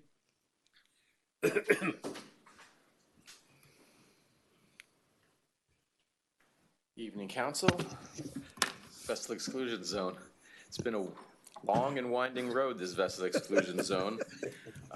We did ultimately get a permit from the FWC, and Durham and the DEP and the Army Corps of Engineers to enhance the previously established vessel exclusion zone, which was demarcated by markers. Pilings. Pilings. And the enhancement would include 15 regulatory buoys to be placed in line with the markers. At the request of council a couple months ago, we looked into the possibility of moving 2 of the northernmost markers. Right. Ideally, it would have been moved out hundreds of feet into deeper water to address the concern Sandbars. residents had about shallow water and people being able to walk past the demarcation line of the vessel exclusion zone. We checked with the Coast Guard, and the Coast Guard was generally okay with the concept of moving the markers that far out. However, it's never simple. The FWC, we checked with them because they're ultimately the main entity that issues permits for this. They indicated that if we move the markers past 300 feet, which is the limit that our ordinance set, then it would require essentially a new permit. So the old permit would be annulled. We'd no longer be grandfathered under the statutes that were in place at the time that that original zone was set up. So that would be annulled. A new permit would have to be issued. A new ordinance would have to be issued indicating that we're intending to move the markers further out than previously established. And a new review of the need for a vessel exclusion zone would be undertaken per the new requirements of the Florida statutes that were established like in 2000 or 2002, whenever it was. And that new requirement then specifies that there has to be sort of like a justification. There has to be like, say no more. We're not, okay. So the fact of the matter is, if we wanted to, there's a couple of different courses of action. One would be to keep the markers where they are and put the regulatory buoys in between the markers. They'll still be in shallow water. People will still be able to walk past them if they wanted to, and then it'd be on them if anything happened. Alternatively, we could, for $10,000, move the 2 northern markers out. I think one is 60 feet, and maybe the other one is like 80 feet to 300, and then put the regulatory buoys between those markers. The markers and the regulatory buoys will still be in shallow water. People will still be able to walk past the limit of the vessel exclusion zone, and the beach shoreline is still going to be shifting. Some years it might be 300 feet, some years it might be more, some years it might be less. The fact of the matter is the sand's always shifting. And then lastly, the third course of action is we just decide that we're going to go for a whole new permit, go start the whole process all over again, move the pilings out to, say, 500 feet, which is our jurisdictional limit. We can't push past 500 feet. But then we're not guaranteed that we'd actually be able to get a vessel exclusion zone. Right, because we have to show under the new statutes. So it's really... Can we just do something so people physically, option, we can discuss later on the option of going through a third permit, which I already have in my mind, about 3 or 4 consultants that we probably have to hire in that process. At this point, I've become such an expert on it all. I know, that but at least 3 or 4. I should start my own business just setting up vessel exclusion zones. I didn't know your business. I'm just saying, I can just see it because I've been around too long. And it's kind of like, reconstruction of Hiroshima with 3 or 4 consultants in the middle. We need to do something that hopefully we can make a motion or something, that immediate action, if immediate, how do you define for me, of the connection, the buoys? Regulatory buoys. We'll send, it's not going to solve the problem because all of the people who are there are concerned and they don't quite understand the moving of the sand and all of that stuff, but that's okay. People don't need to understand, you either accept it or you don't. We still don't control nature. But I think that would be very significant if we can start with those buoys and those two northern things. So people say something, I'm looking, is being done, and it will be kind of a nice interim solution. We can debate later whether we go the other way or not. Is that possible to do? And What is your recommendation? The manager's recommendation is to move the two northern markers to 300 feet out, spend the $10,000, get the additional room, 80 feet or 60 feet. Yeah.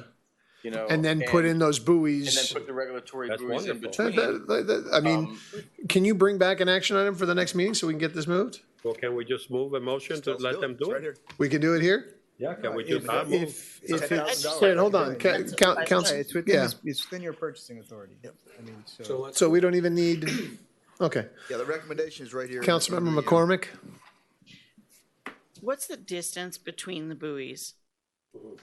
I think in terms of the regulatory buoys that we put in, I think I had them around 300 or 350 feet between each regulatory buoy. So it turned out to be 15 regulatory buoys over the entire length of the beach, which I think was like 1.2 miles. So I think it turned out to be. And that's in between the pilings? In between the pilings. So you feel that it will be enough? So my concern is obviously, one, we really want to keep vessels out. And this will clearly give more of an impression. I mean, there's so many when you come across Virginia Key, there's so many buoys, and still boats are constantly like right way past them towards the shore. But clearly that will be better for them. But do you feel that this gives a good visual barrier for the beachgoers as well, that they'll be aware of the fact that if I decide that I want to walk out further, that I may encounter boats? I mean, it will be obvious that there are buoys floating there. I mean, but there's enough more that it's like a significant, like, I understand why you don't want to go for the whole hog because of all the issues with the changes. Right, I get that. But you feel it's satisfactory enough that we're making an impact. It will be evident that there is a line that you don't want to necessarily get past. Now, whether that keeps people from going past, it's not going to keep people from going past. People are going to choose to break rules. Right. That's what people do. Well, you're not, know that, but it's clear. You're not breaking rules by going out past the boundaries. No, if you're in a boat, you are. Yes, if you're coming in on a boat. If a person chooses to walk past or swim but they're past, aware that's they're on taking them. a risk. And there's no rule keeping them from doing Yes, I understand that. You know, they can do whatever they want to do. If they get run over, that's on them. Correct. Sadly. Well, I mean, Also, we all, would also be a marker. I know that. yeah, I mean, look, you go, I swim outside the pilings because it's easier just to know, and you swim sort there's of things that you along. might want to see out there. Right. You know? No, so it's But not people a. then are supposed to have like a little flag or Yeah, a where you little drag that something that makes buoy, them a little bit more drag that obvious. Well, then I to come you. back inside. If I see the FWC boat coming by, I swim back inside the piling so that I'm not violating anything. How fast can you do that? How fast can you do what you want to do? The contractor is waiting on us Okay. and a weather window. All right, do to we have put- consensus of council? Yes. Okay, Yes. let's go. Go ahead and To make it happen. move the two To move the two and do the buoys. Okay, Okay? Done. Let's go. all right. The next thing that I have is a update on our resilience strategy, infrastructure, integration, and implementation plan development. We did put out an RFQ. We did get 6 responses in April. Council did authorize manager to move forward with negotiating rates and contracts and scopes. We're in the process of doing that right now. Manager, myself, and Jake are in the process of developing our strategy, which is the framework for this integration and implementation plan. That is our guiding document, our roadmap for the next 15 years as to how we're going to do all these projects on the various lines of effort that get us to a resilient village of Key Biscayne. Awesome. And the strategy is going to include some very specific things which relate to risk and quantifying the threat and vulnerability, as well as a 2060 program end state, program guiding principles, comprehensive program metrics, program timeline, program execution approach, funding approach, summary of benefits and impacts and ROI to the residents. That's all going to be part of our strategy and is going to define the integration and implementation plan. Awesome. That's where we're at right now. Come back when you can get it done. Let's get going. Can you tell me, like I mentioned earlier, what, can you put up, even if it's temporary signs, and also about the dogs is getting increasingly more difficult, and now with summer? The signs of the dogs and all the rules are facing the wrong way? I did ask Nata to actually, in the places where we do have signs, make sure that they're on both sides. I can't tell you if Well, he's I done know, but it's that been yet. at least 2.5 months. I mean, even if it's temporary. What do you mean the signs are going the wrong way? You mean They are, you see it once you're on the beach.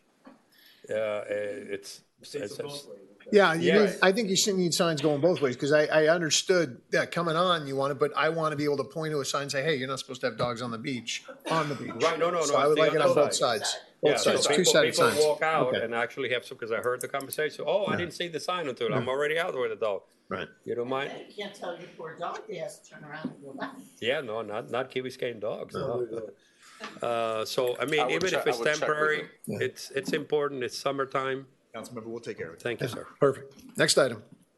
Thank you, Dr. Samimi. Thank you, Dr. Samimi. Next I up- loved your intergiation, by the way. Did he use that one? Nice word. All right, next up is Excuse me. Colleen Blank. She'll give us an update on the capital improvement plan. Good evening, council members. The slide should show up Oh, you have slides. at some point. Well, we want to know how many millions of dollars you brought in. I brought in 3 months. Yeah, we're working on it. We got some in the queue. And if you could follow along with her slides. Yeah, we're having a little Last technical part of your difficulties. Yeah, but everything has been started that's on the CIP for fiscal year 22, and we're making progress and moving through those different 6 phases.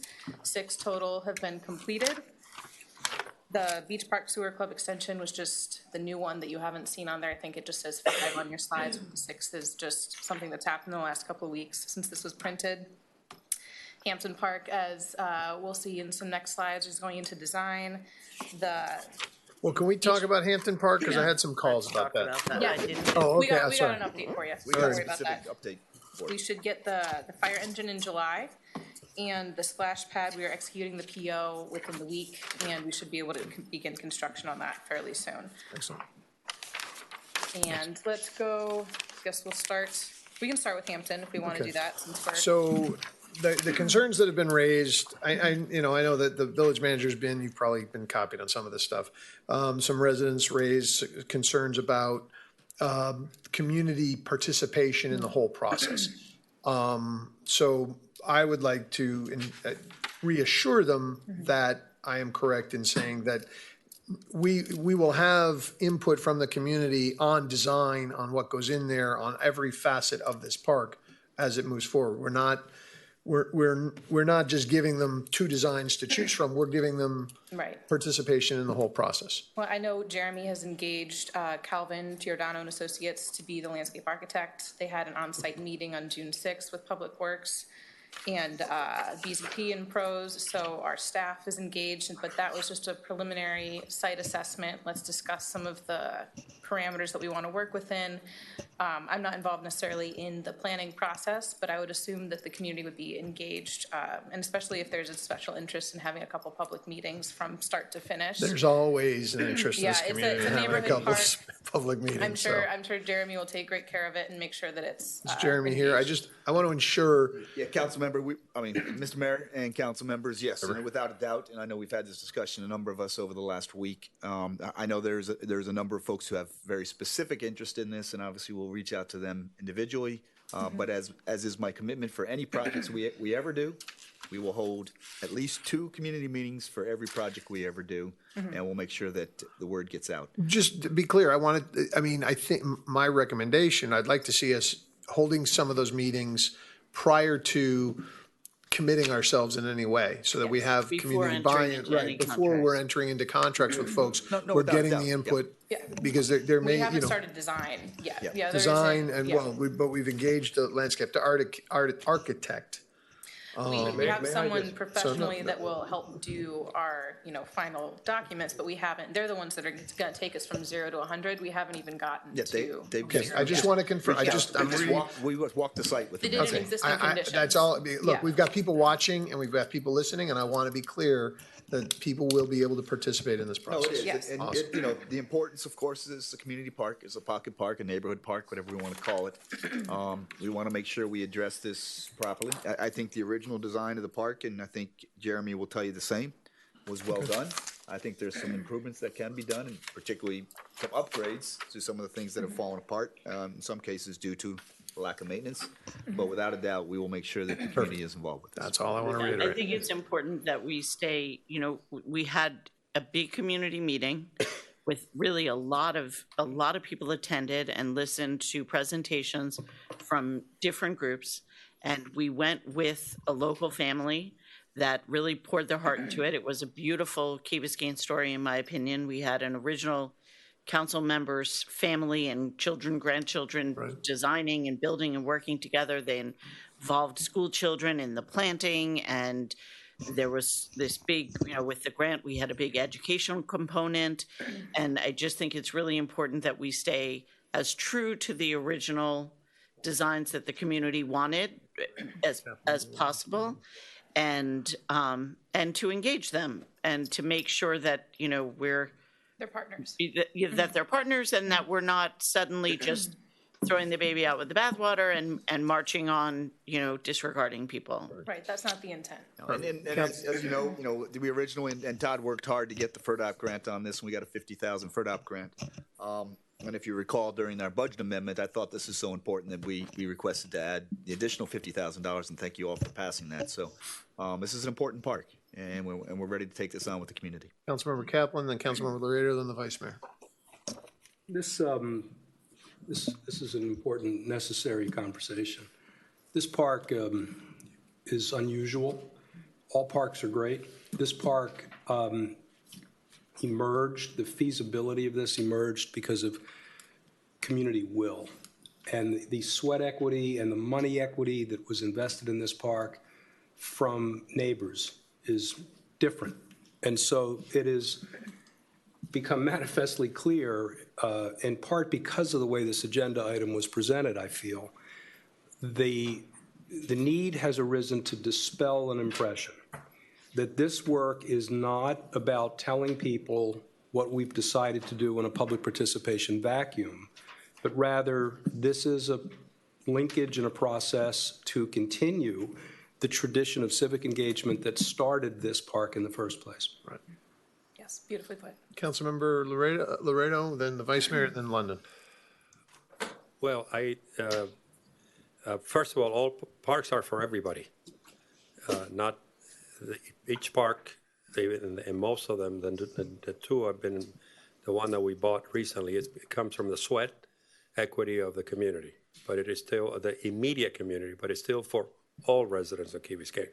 So nobody has a veto or authority in the immediate neighborhood to override, rational, objective things. We have a tradition of openness that in the past, because I can only talk to trying to move to the future, we do so much community output, we do so much consulting, but you know what we don't do? We don't do. People, this is my obsession for the last 3 years. When are you going to do something? So as I am in 100% in agreement with what was said before, but there is a lot more people are complaining or reflecting a view that when are you guys going to do something tangible? Whether it's on the beach with the sign, whether it's et cetera. And that's where the art comes. I think you did not mean what I heard you say. You said if it deviates too much from the original design, maybe that was just not, because obviously nobody has, that's why we pay an architect. And obviously you have the input, I say all of us should, even if I live in the condominium, but there isn't any, we're not bound by any so-called original. No, that's not what I meant. Okay, what I meant was we had a huge community group come together from all over the island and give input into which plan they liked, and they selected one. So I think we still have the people who designed that plan here, and it's worth talking to them I agree. because No, I that's thought- what the community at large. misunderstood you. Not one particular family, but that's what people wanted. And part of the sensitivity that has obviously emerged is because the design consultant that has been contracted with now was the firm that was disfavored during that process. Yes. Vice Mayor and then Councilmember London. Yeah, a part of me is happy that, we're finally taking care of this park. It fell apart. It's also upsetting too, because it got to this point that we have to basically almost kind of redo this whole thing when it was just done, 5 years ago, or maybe even less. So please, in 5 years, do not tell me that we're redoing this park again and we have to hire landscape architects. Let's take care of it. Once we finish it this time and do it right, and I don't think it needs a redesign. I think we have a design. We just need to get it back up and the way it was, and then take care of it.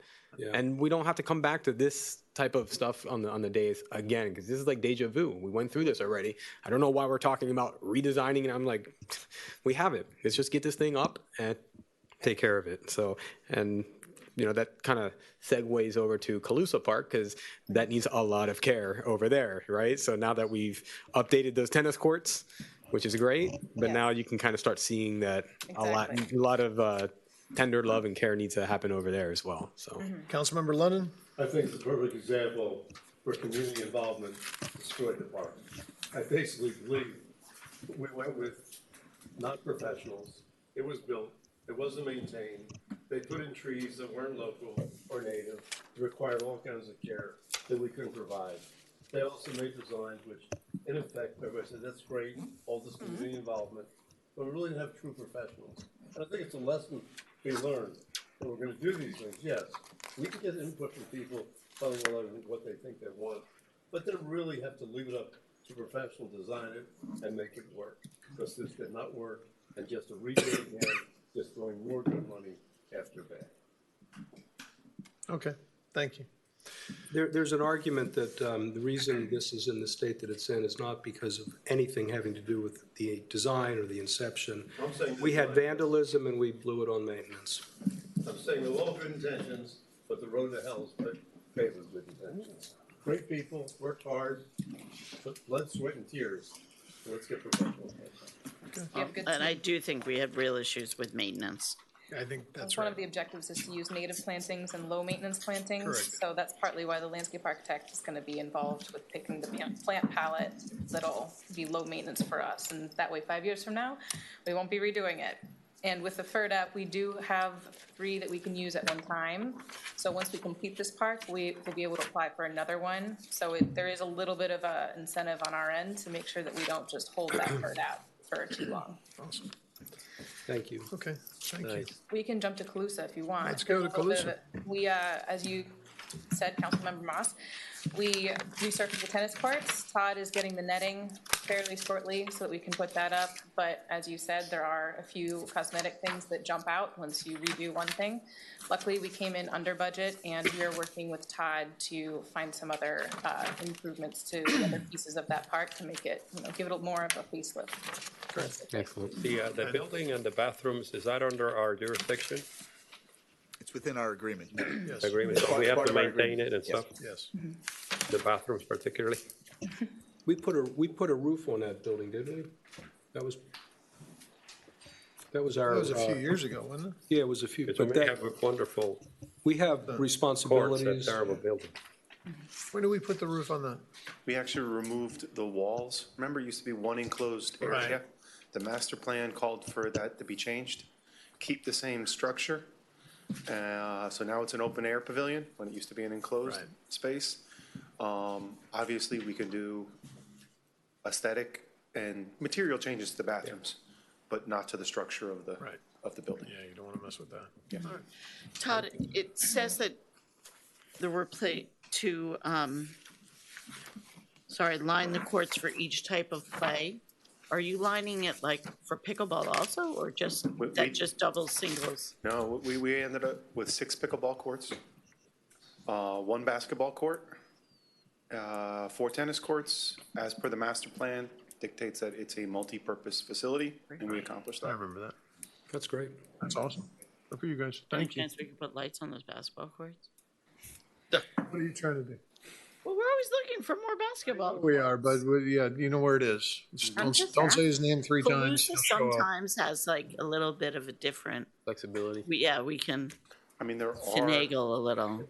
are lights on that side of Crandon, Put some temporary ones in. at both the golf Yeah, course you're right, and the tennis center. and the tennis center. So that precedent is there and something we can take a look at. Could you take a look? Don't think of the softball court on the other side, softball field. I was. On the other side. I make fun of you for Bad bad and precedent. good ideas. Yeah, that's it. What's that? The lights on the side. Yeah. The guy who was against it, he died. No, he isn't dead. Yeah, what was bothering him when we talked about the lights. Oh, yeah. I Let's remember not him well. relish somebody's passing. Let's move on to the next item, please. Lake Park, we're excited about that ribbon cutting on the 16th. Yes. Thank you, came in under budget, and What time is the beautiful. ribbon cutting? 6:30? 6 o'clock, 6:30. And you had a lot of outreach and communication with the public. People are Yeah, fired we, up. we have a lot of fun things planned for that. so Yeah, we no, want it's people gonna be to good. attend. But at the end, professionals stepped in. Sorry, what was At that? the end, professionals stepped in as per Mr. Correct. London's Oh, yes. and, All right. and designed it. We will Wonderful. in fact have a big Next scissors item. for your council to cut the ribbon. Thank you, Colleen. Mr. Mayor, I do want to say something and thank Colleen. I mean, this is exactly why we do this, for the reason that the community can see what we're Right. planning to do. So the fact that certain residents brought this up and brought it to your attention, this is why we do this. We pick I three hear every you. month No, I agree 100%. to get these things on the docket. so we can talk about it. Clarification helps. Communication. Okay, next item? So next item is the final one, and that's for me, is, I've been talking to the clerk, and I think it would be a good idea for us to transfer the control of the entry block sign to the administration. Okay. Where we can control it during the daytime with our communications and then transfer it to police on weekends and in the evening. Obviously, making sure that we are fulfilling the clerk's requirements, but that way we will have an ability to communicate at all times. Does that work? Yes. We're good with it? That's fine. So, Do you have any? Hold on. I'm asking the clerk. I'm sorry, what was the clarification? Are you good with it? You're okay transferring the control over to the administration? The clerk's office has administered it since the village was founded, and it's up to you all to decide how you. No, Do I'm you asking. foresee any, sorry, I'm just No, stepping right on your toes You really tonight. are, but But I'm getting in there anyway, hold on. so. Just step back for a minute. Let my toes get some air. Are you okay with the transfer, or is there something is there a reason why you believe the clerk's office should maintain control? My position is that it's up to you all. yeah, but is there something that we No. should know in order to make Okay. a Well, decision? that's her answer. She's answered you twice. You don't care. You have no Don't be- position on don't this. fa- Don't be unfair on her. I She has the right No, answer. excuse me. I'm asking the clerk questions. 3 times already. This will be the third time. Jesus. What is your opinion? That's what I'm asking for. You're the clerk, but I'm asking your opinion. Are you? It's fine. I did do some research. There was an issue that came up a couple weeks ago that you wanted to put a message on the entrance board, but we had to do it from the office, and we found out a way that we can do it remotely. But, I don't know the manager's plans that he would like to put more message. We're happy to put whatever messages communications wanted to put up, or council. I guess my question is, does it facilitate? So you don't have any opinion. You don't care either way. It's not that I don't care. I just rather you all decide what you would like. Okay, Allison, go. Councilman McCormick, and then Vice Mayor. I can see, and this has come up before where we've talked about the sign and who controls it and who decides what should go on it. And I can see a real argument for why it would make sense when communications is coming out of the manager's office, that why it would come from the manager's office. I guess my question, which I think Mike was trying to get at, just not very well. Oh, here we go. It's throwdown time. Is with there McCormick. any specific case that you can think of where you absolutely have to have control of it, where you could not give whatever message you needed on that board to the manager's office or to whoever controlled it? We do not have to have it. Okay. Fine. Vice Mayor. So my question is, I mean, are you guys going to be using the sign for traffic information and stuff like that? Because I don't see this sign for that reasoning, right? I see that you could put a temporary sign there telling you that the parks are closed and stuff like that. I don't know if that's coming out of this little tiny sign telling you that there's a council meeting at 7:00, which you're taking those things off where people will be like, oh, I didn't know there was a council meeting, because a lot of people look at that when they're coming in. I don't think we're taking that off. Well, that's the not thing. You can intent. only put so much stuff on there before people don't understand what it is. I mean, you flash 3 things on there. The time you drive by, the 4th thing, nobody even received On the Saturday, so for example, what I noticed was I'd come on the island on I think it was a Saturday or a Sunday morning. I went down to the towers, had to pick up my dog from somebody who was watching the dog over the weekend, and I realized as I got to West Mashta that the traffic was backed up from Cape Florida. So I think I contacted Jocelyn because it was the board. And I said, hey, can we get a mess? I think first I called police and told them. And then I think I called Jocelyn and said, hey, or send a text, or I don't forget how I communicated to everybody and said, we need, it would be it's not my control. It's not but we should have a way of telling people before they come all the way through the village that they can't get into the state park right now. So how could we do that? That may have precipitated this discussion, but that's why I'm thinking. But do we have access we have like a portable thing that can flash signs, like more traffic, larger, that people can see when they're coming in if there's an issue. I'm just wondering if that little sign, which is, I don't think intended for that type of use, even sometimes it's hard to read. We have to look at that sign in the first place. Maybe it has to be replaced, but it's so small. I don't know if people are going to be looking at that for traffic or for other information. And if there's too much information, it starts to, dilute what it's doing. So I don't know. Okay. I just think that if it's something that you're going to be using for traffic, you might need something a little larger that I think we already have. And I'm not sure if changing the control. No, I think that's just that's what precipitated this. Councilmember Segurola? Is there any reason why the manager and the police and the fire, whoever else requires a message to go up on a sign, why you don't just do it through the clerk? She's not available 24 hours a day. Okay, and you said there is. The reason why is before we'd have to go to the office over the weekend, and I was off the key and Miriam's off the key. Okay. So we couldn't put that message that the mayor wanted to. Like an emergency message. I've spoken to IT, and there's a way to do it remotely. To do it remotely, it's kind of a rudimentary way because this is a very old system, but I believe that it could work, and we can test that out. So if there's an emergency, then I should be able to do it remotely. I would be in favor of testing that system out first, see how that works before moving it completely out.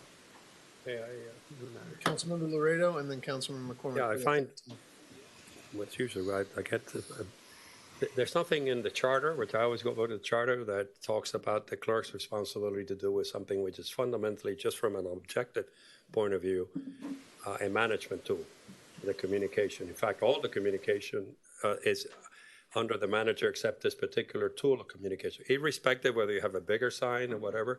The only reason that I heard her say is that it's always been that way. Well, it's always been that way, but it doesn't, first of all, it doesn't fit in the strict sense of the charter.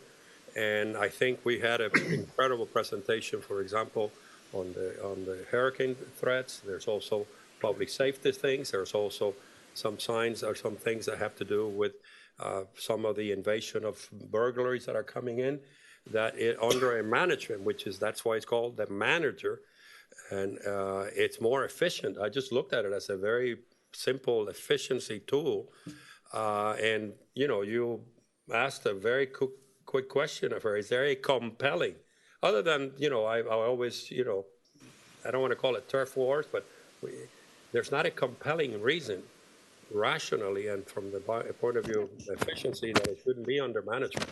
And I just thought it was a simple thing, and I think it's probably a good thing we should have done before. And I certainly would in the purpose of moving forward, I'd make a motion. Councilmember McCormick? I support moving this. I think the clerk's job has exploded with the public records requests and things, and I don't think she needs to wake up at 2 a.m. to rudimentarily figure out on her phone or otherwise how to change a message. But I think that the vice mayor had some interesting points about over messaging and exactly what the point and purpose of this would be. So I would be interested, I'm fine with saying this is something that we switch to the manager's office, but I would be interested in having maybe a follow-up discussion of exactly what your vision is and how it will be used. And I think since it traditionally was something that came from the clerk's office and therefore was kind of like a council messaging, I think I would like to know from a policy perspective what your intention is. And you don't have to tell me that right now, but if at some point we could see sort of what your plan is, I would like that. No, I think it's simple, and it's easy to do it right now. Look, we're always going to make sure that anything the clerk needs to put up is going to be there, so that there's no overriding of the information that the clerk needs to get up there, and we work very closely with her on a daily basis.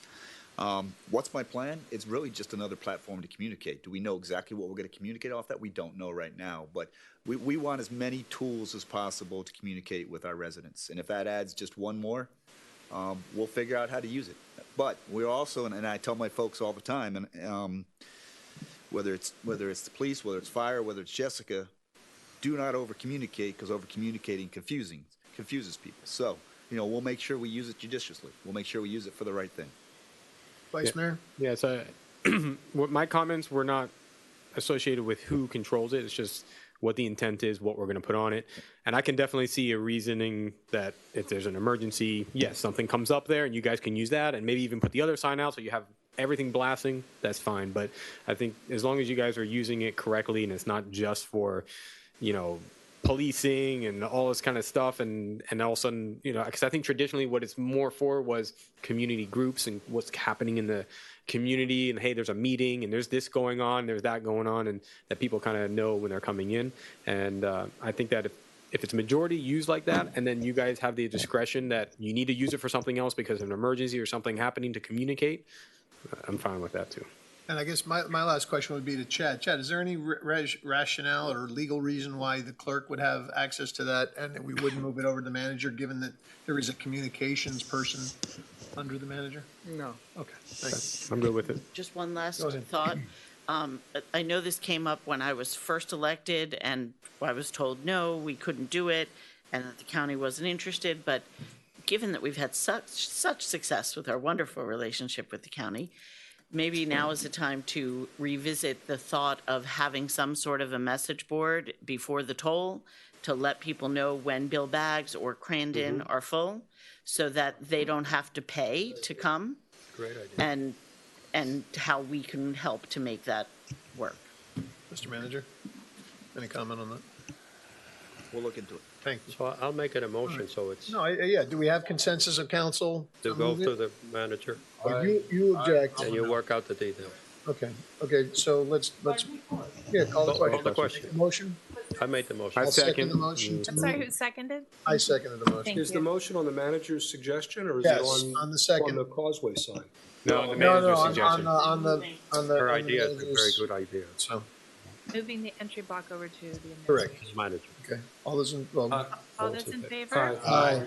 Opposed? Nay. Motion carries. Okay. All right, next item. Ed? Oh, next item, zoning text amendment signage on architectural features, Councilmember London.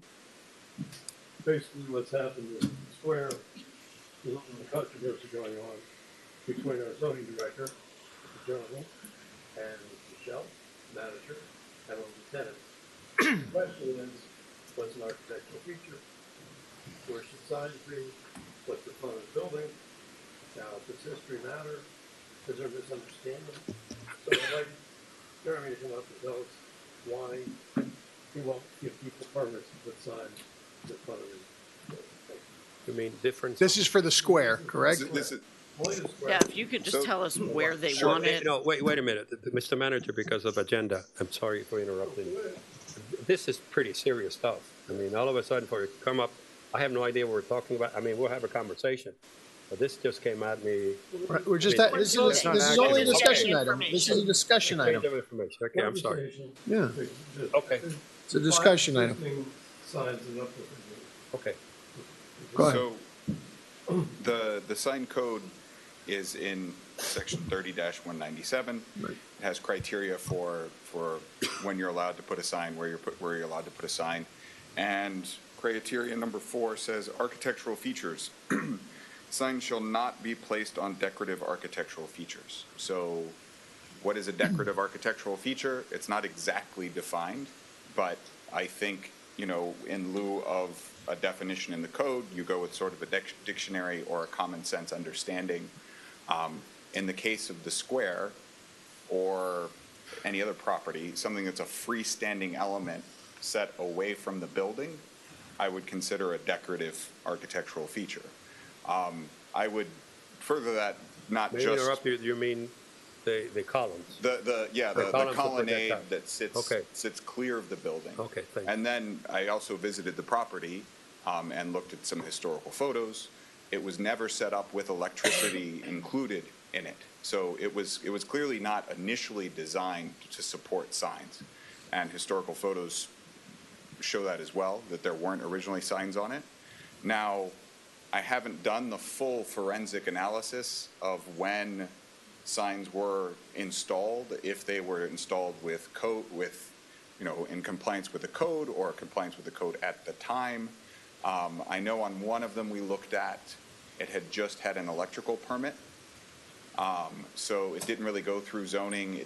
So I'm not saying it was done illegally, but it might have been an oversight that it wasn't reviewed per the zoning regulations. It was just reviewed for, compliance with electrical building codes as a safety element.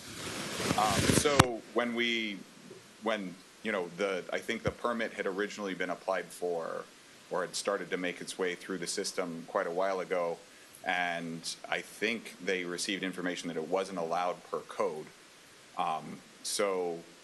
And that's been my consistent position, is that, if this is going to move forward, it would need a text amendment to the code, which is not without its other risks, because anytime you try to legislate for a specific project, but it's a text amendment to the entire zoning code, you've got to be, at very least, extremely careful, because these things tend to have unintended consequences.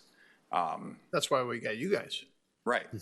Well, this is me telling you that when you make a text amendment, this is me giving the warning now. So. All right, well, let me. You already said that it's not very clear what an architectural feature is. I don't think our code says anything about architectural features. I don't think it mentions art except for this particular thing. It doesn't define. It defines what a floor is, the tower, all these things. Yes. The second floor beam, but it doesn't just. So basically, it becomes a matter of interpretation, right? And you're interpreting. It does. And you're an architect, Mr. Brett. What's an architectural feature? Everything. A decorative architectural feature. A decorative one. No, it depends on what the definition is, and I looked it up, and there is no definition there right now. Therefore, to make life simple, if we would have been, all we have to do is clarify the definition of an architectural feature. Mm-hmm. And the question is, if we do it in the proper way, then this would be not considered an architectural feature, and then you can put signs on it. So, I Councilor, going ahead hold on. and amending the code, changing the text, anything else. The fact that there is an ambiguity and really it's interpretation on Jeremy's part. So we can just say, Okay. Hold on, No, guys. Jeremy's part of the code. He interprets the code. Yes. Well, So Councilmember McCormick, then Councilmember Segarola, then the Vice Mayor. hearing about our sign ordinance kind of made my stomach do a little bit of a flip-flop. Frank will remember, and Brett, the last time Frank was on council, that we started really wading through this and realizing that all over the village there were things that were non-compliant with our sign code. Our code says there's no monument signs. There's monument signs all over the village. We started going down the road of what do we do about this, and it started getting really, really uncomfortable, I think.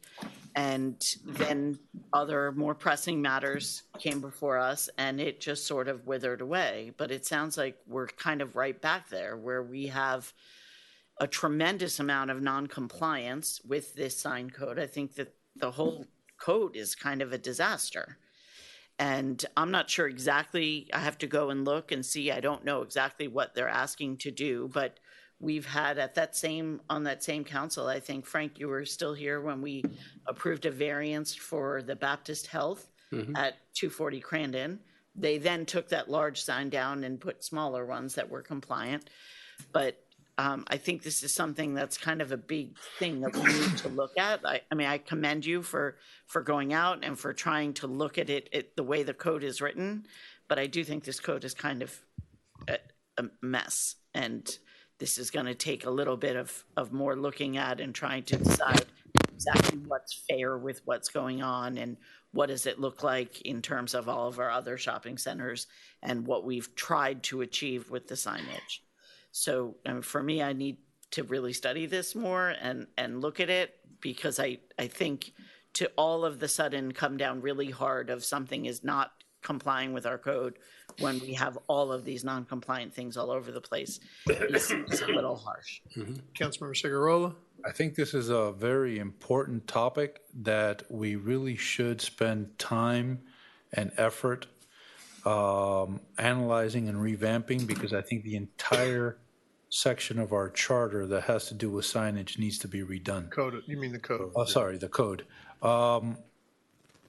Thinking back to when there was a discussion about the monument signs, my understanding was at one point in time, monument signs were allowed, but then the code expired and then new ones are not allowed.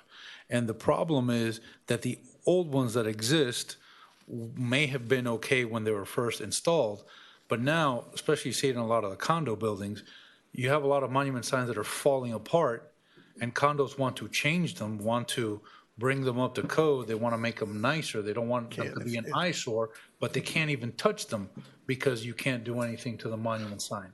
So right now, our code is a complete disaster, and instead of letting it just fade away on this one topic, we need to revisit it and rewrite it.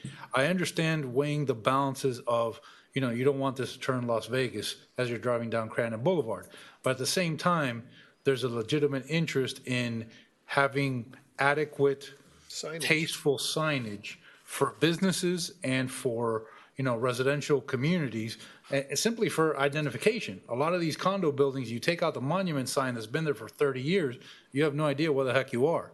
So I understand the interpretation, and my guess is your interpretation of the current code is probably accurate, because a plain English reading of it, decorative, it means anything that's not structural or anything that's not necessary is decorative by definition. So I am in favor of allowing this signage, but we're not even going far enough. I think we need to go all the way and completely rewrite this section of the code and not let it just fall by the wayside for another 3, 4, 5, 6 years. But I want to make one comment, though. We would not prevent somebody from maintaining their existing sign. I disagree. In my building, Casa del Mar, we have a monument sign that's falling apart.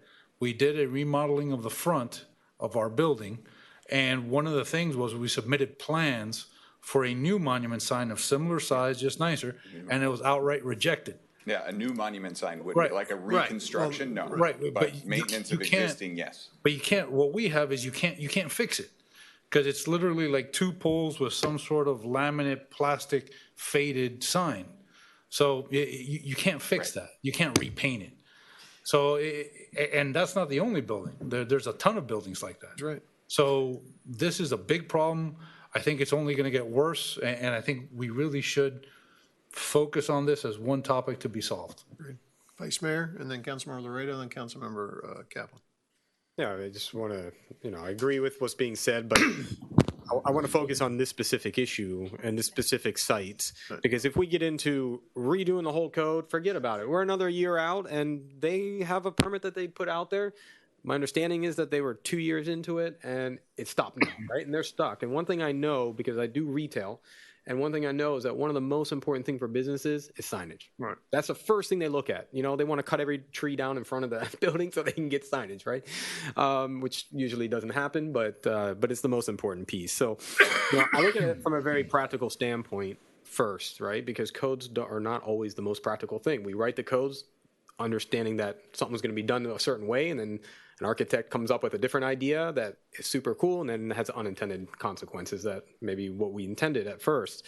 So I called Jeremy today. We talked about it, and you know, I used the Walgreens, or not Walgreens, the Winn-Dixie, you know, the shopping center there. So you know, they all have signage all across. It has columns out. The actual, you know, building that's touching the conditioned area is sitting behind it. The only difference between those two shopping centers is that the roof connects to those outside columns, right? You would actually, in what we're trying to achieve by zoning, by rain collection, and all this stuff, it's actually a good thing that it's not roofed than it is roofed. But now they're getting penalized that they can't put a sign on it because there's no roof connecting. And I asked Jeremy if the roof was connecting, would that be a decorative element, architectural element? He said, no, it would be part of the building. It's a building facade now, just because that roof is touching it, right? So that's just that one little thing. And to me, it's actually probably better that it's not touching because it's less runoff from the roof. You can put plants down there, can collect water, all this kind of stuff. So, you know, I think we need to look at this carefully, but I think we need to, you know, address this issue. And it could be simply from a clarified definition of what an architectural element is. And I know that, like City of Miami, there's very strict codes that don't allow you to put signage on, you know, awnings and things like that face the street. And, you know, they have other things in there where it's not just an architectural element. They also define more things that can, you know, so we don't open up a can of worms and then all of a sudden we have, you know, signage on everything, the pergolas, and, you know, we don't want to open up that. But the way I look at this is that even though that might be an architectural element, it's still part of the facade of the building, and it makes sense that the signs are there. Whether it has electric or not doesn't mean that it's not for a sign. It's just that's not a backlit sign, right? So I think that I think we can look at this carefully. I think we should give direction to administration to come back and try to find a way that doesn't open a can of worms. And that can solve this issue, which I think is correct from a practical standpoint. And I think the one thing that's important is that Key Biscayne's small enough, I think, to figure out that if we do make a change, what the effects are going to be. I mean, we only have so many commercial zoned areas that we know that this is going to trigger. It's not like we're doing this for Miami-Dade County where there's, you know, millions of businesses that can open up a can of worms. We know what it will do, and I think that we could probably tackle this, and if we give direction to our... Councilmember Laredo, Councilmember Kaplan, and Councilmember London.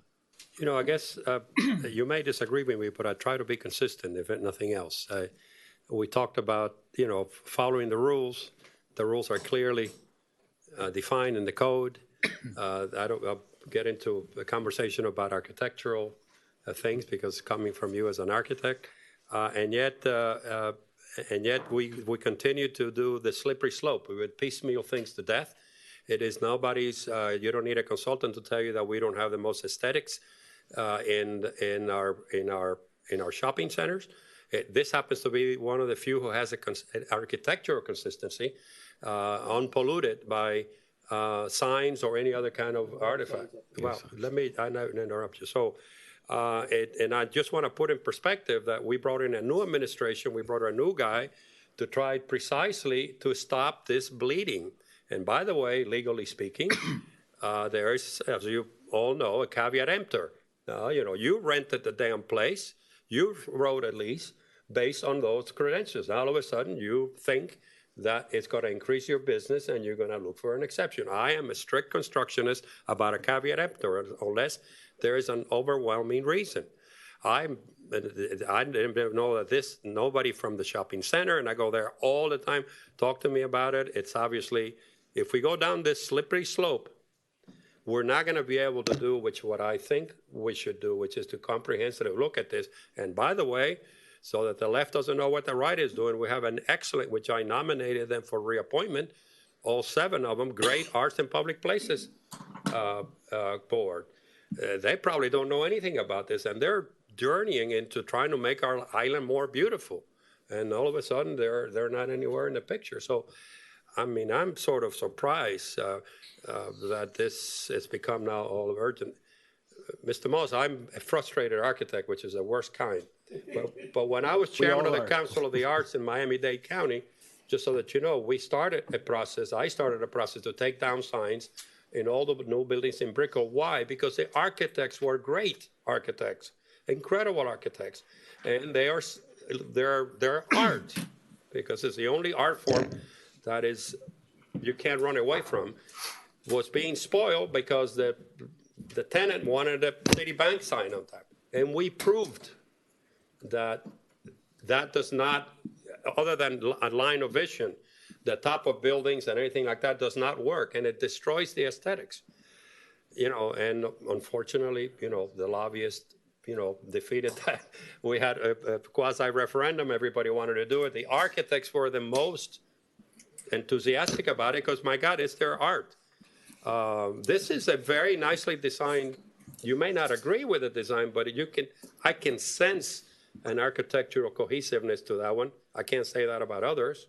And so to do this all of a sudden piecemeal, it would be, I think, worse mistake. And I don't know that we would take a year or two, but certainly this is a problem. We should do what Segurola is suggesting. And I'm not so worried about the condominiums as I am about the common area, which are basically our shopping centers. So I'm open to facts, but remind us is one, what he's doing is exactly what he was hired to do.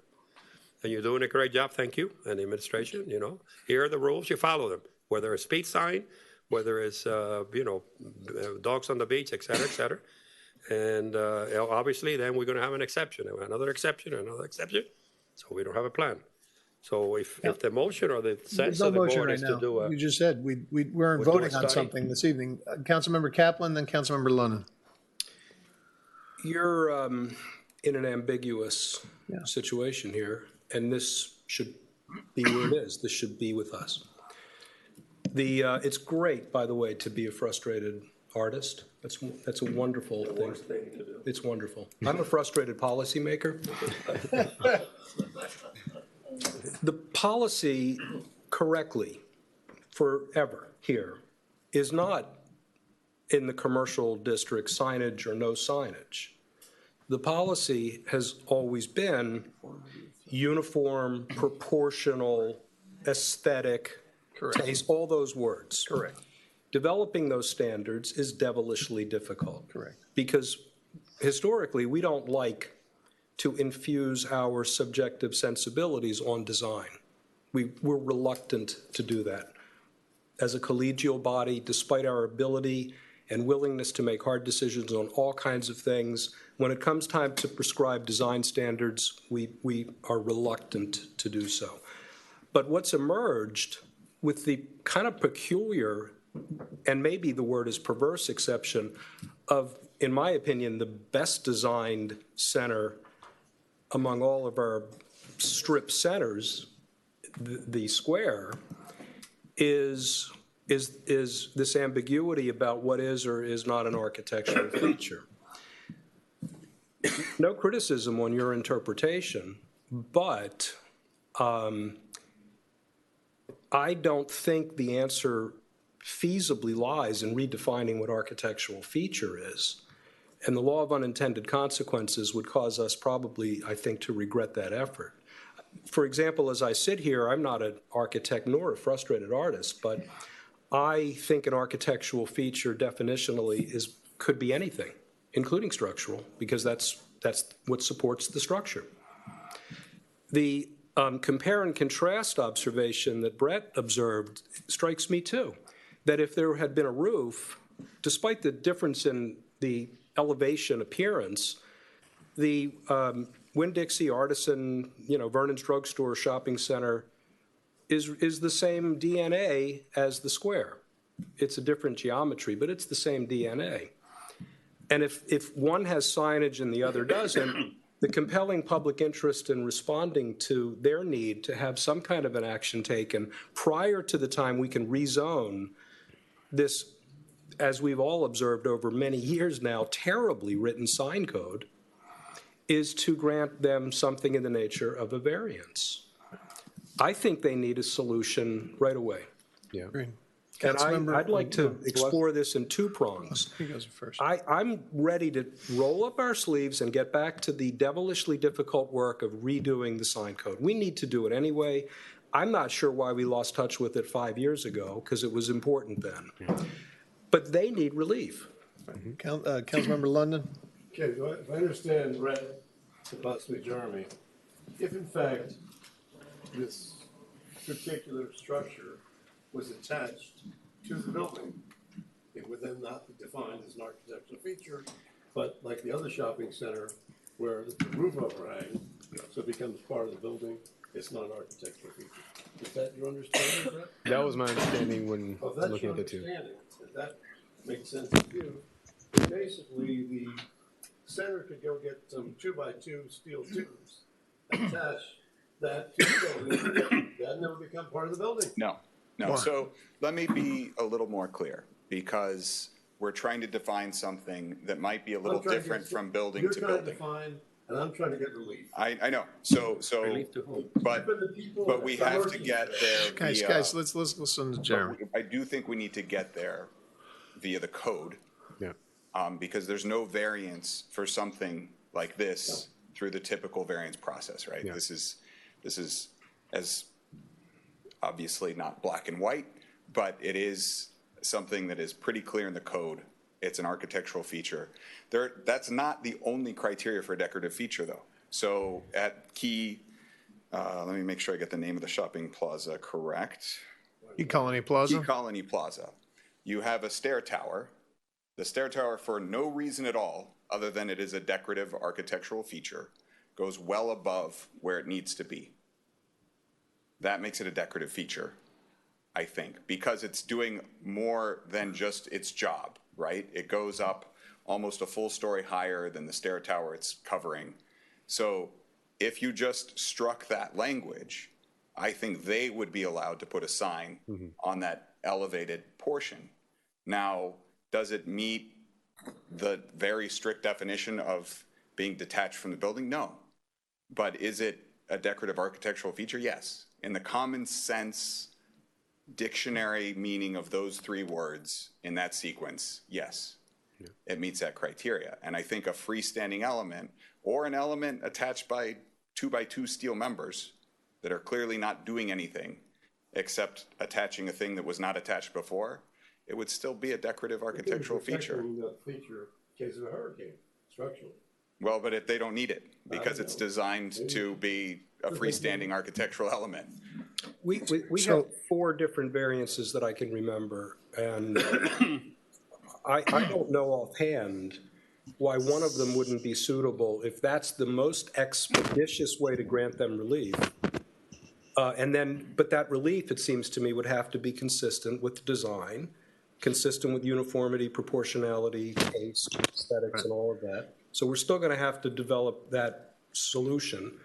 But we can't wait for, it's going to take a while to do the sign code. Right. And I don't think they should be held up on this kind of arbitrary and inequitable, as I see it, sort of accidental penalty because they are in a well-designed building. Chad? If there's consensus for us to do something to address the issue, just tell us, and we'll bring something back. Whether I think there's consensus to come up with a solution. Change that is, as I think Jeremy has said, a surgical knife. So it's very, yes, to the point, or whether it's through some other process, we'll get there. Okay. But don't do we have attempt consensus to redefine architectural feature? Jeremy's example is absolutely correct at Key Colony Place. Yeah. Okay. Do we have consensus on this or no? I hate to remind you that you promised me at the beginning that this is a significant issue. We're not making a vote on this, but we're telling him to bring something for a vote. Including, the so-called relief, accidental and arbitrary, all these words have been used. Well, what is it that they're asking for? Well, how did this come about? I mean, is the consensus is to come back With and something look at that would be this, actionable. And parallel to that, just the process of reviewing the whole code, even though they're not necessarily taking a more immediate action, but we need a whole airing out of what they're asking and why. What? Is that what you were driving at in terms of? I think the consensus the would next be for meeting them would- to come back with a solution that works on a surgical basis. I mean, I think that's what we're looking for. No, I wait, think- but you said a solution. I said, for me to make a decision based on the facts. I mean, unless they're prepared to do it today. They're not going to be, based on us saying, hey, Chad, bring us something, they're not going to be able to do a thing. It's going to come back. Jeremy will look at it. They will be talking, will then come before this body. We will then vote on it.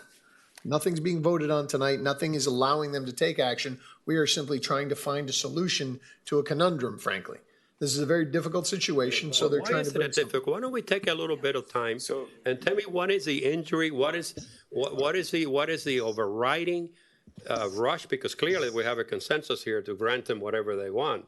But you don't have to be rocket science to sense it. I mean, this is That's not why my- something that's so not right at all. important as a shopping center that does have, and you yourself admitted it, a distinct architectural statement, the only one, something that will change, and aesthetics can be defined, whether you're a frustrated artist or a politician, and it's just being rushed through. It doesn't.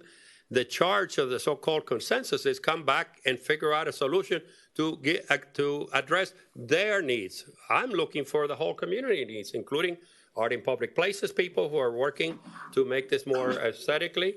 So it's like, you're trying to buy time, but you're telling them, we already made up my mind. Don't confuse me with the facts. I already made up my mind. We're going to give them what they want. That actually added nothing, but Councilmember McCormick, and then if you would like to hear from the building manager, I have no problem. She's here. She can certainly. Can I address? Certainly. Go ahead, Councilmember Jeremy. I'm sorry, and Kaplan's then Councilman comment? McCormick, and then. I'm good. I did have a chance to check. There's actually an exclusion from the variance process for sign issues. Okay. Yeah, we can't do that. Fine. We could. Councilmember McCormick. You can't do a supervisory variance, but we could. No.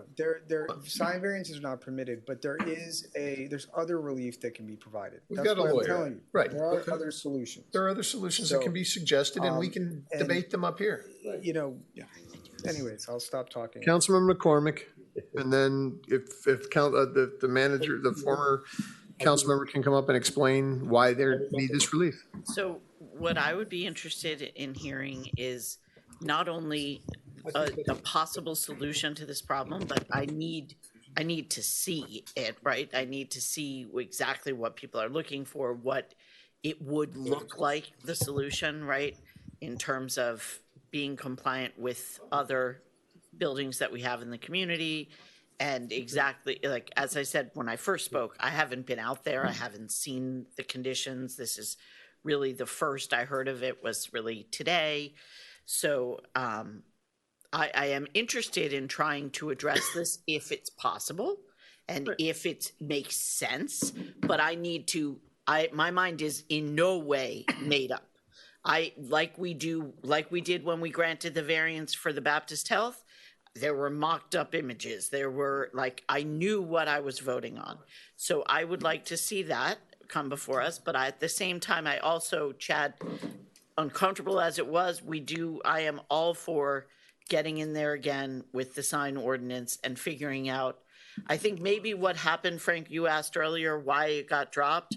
I think we were so focused on the existing ordinance and how many things were non-compliant that we got bogged down in what do we do with these problems instead of saying, what do we think our sign ordinance should be and starting again from scratch? And I think that's probably the better way to go about this. One of the ideas, and this might be interesting, as Chad, if our consensus could include exactly that, I'd be happy.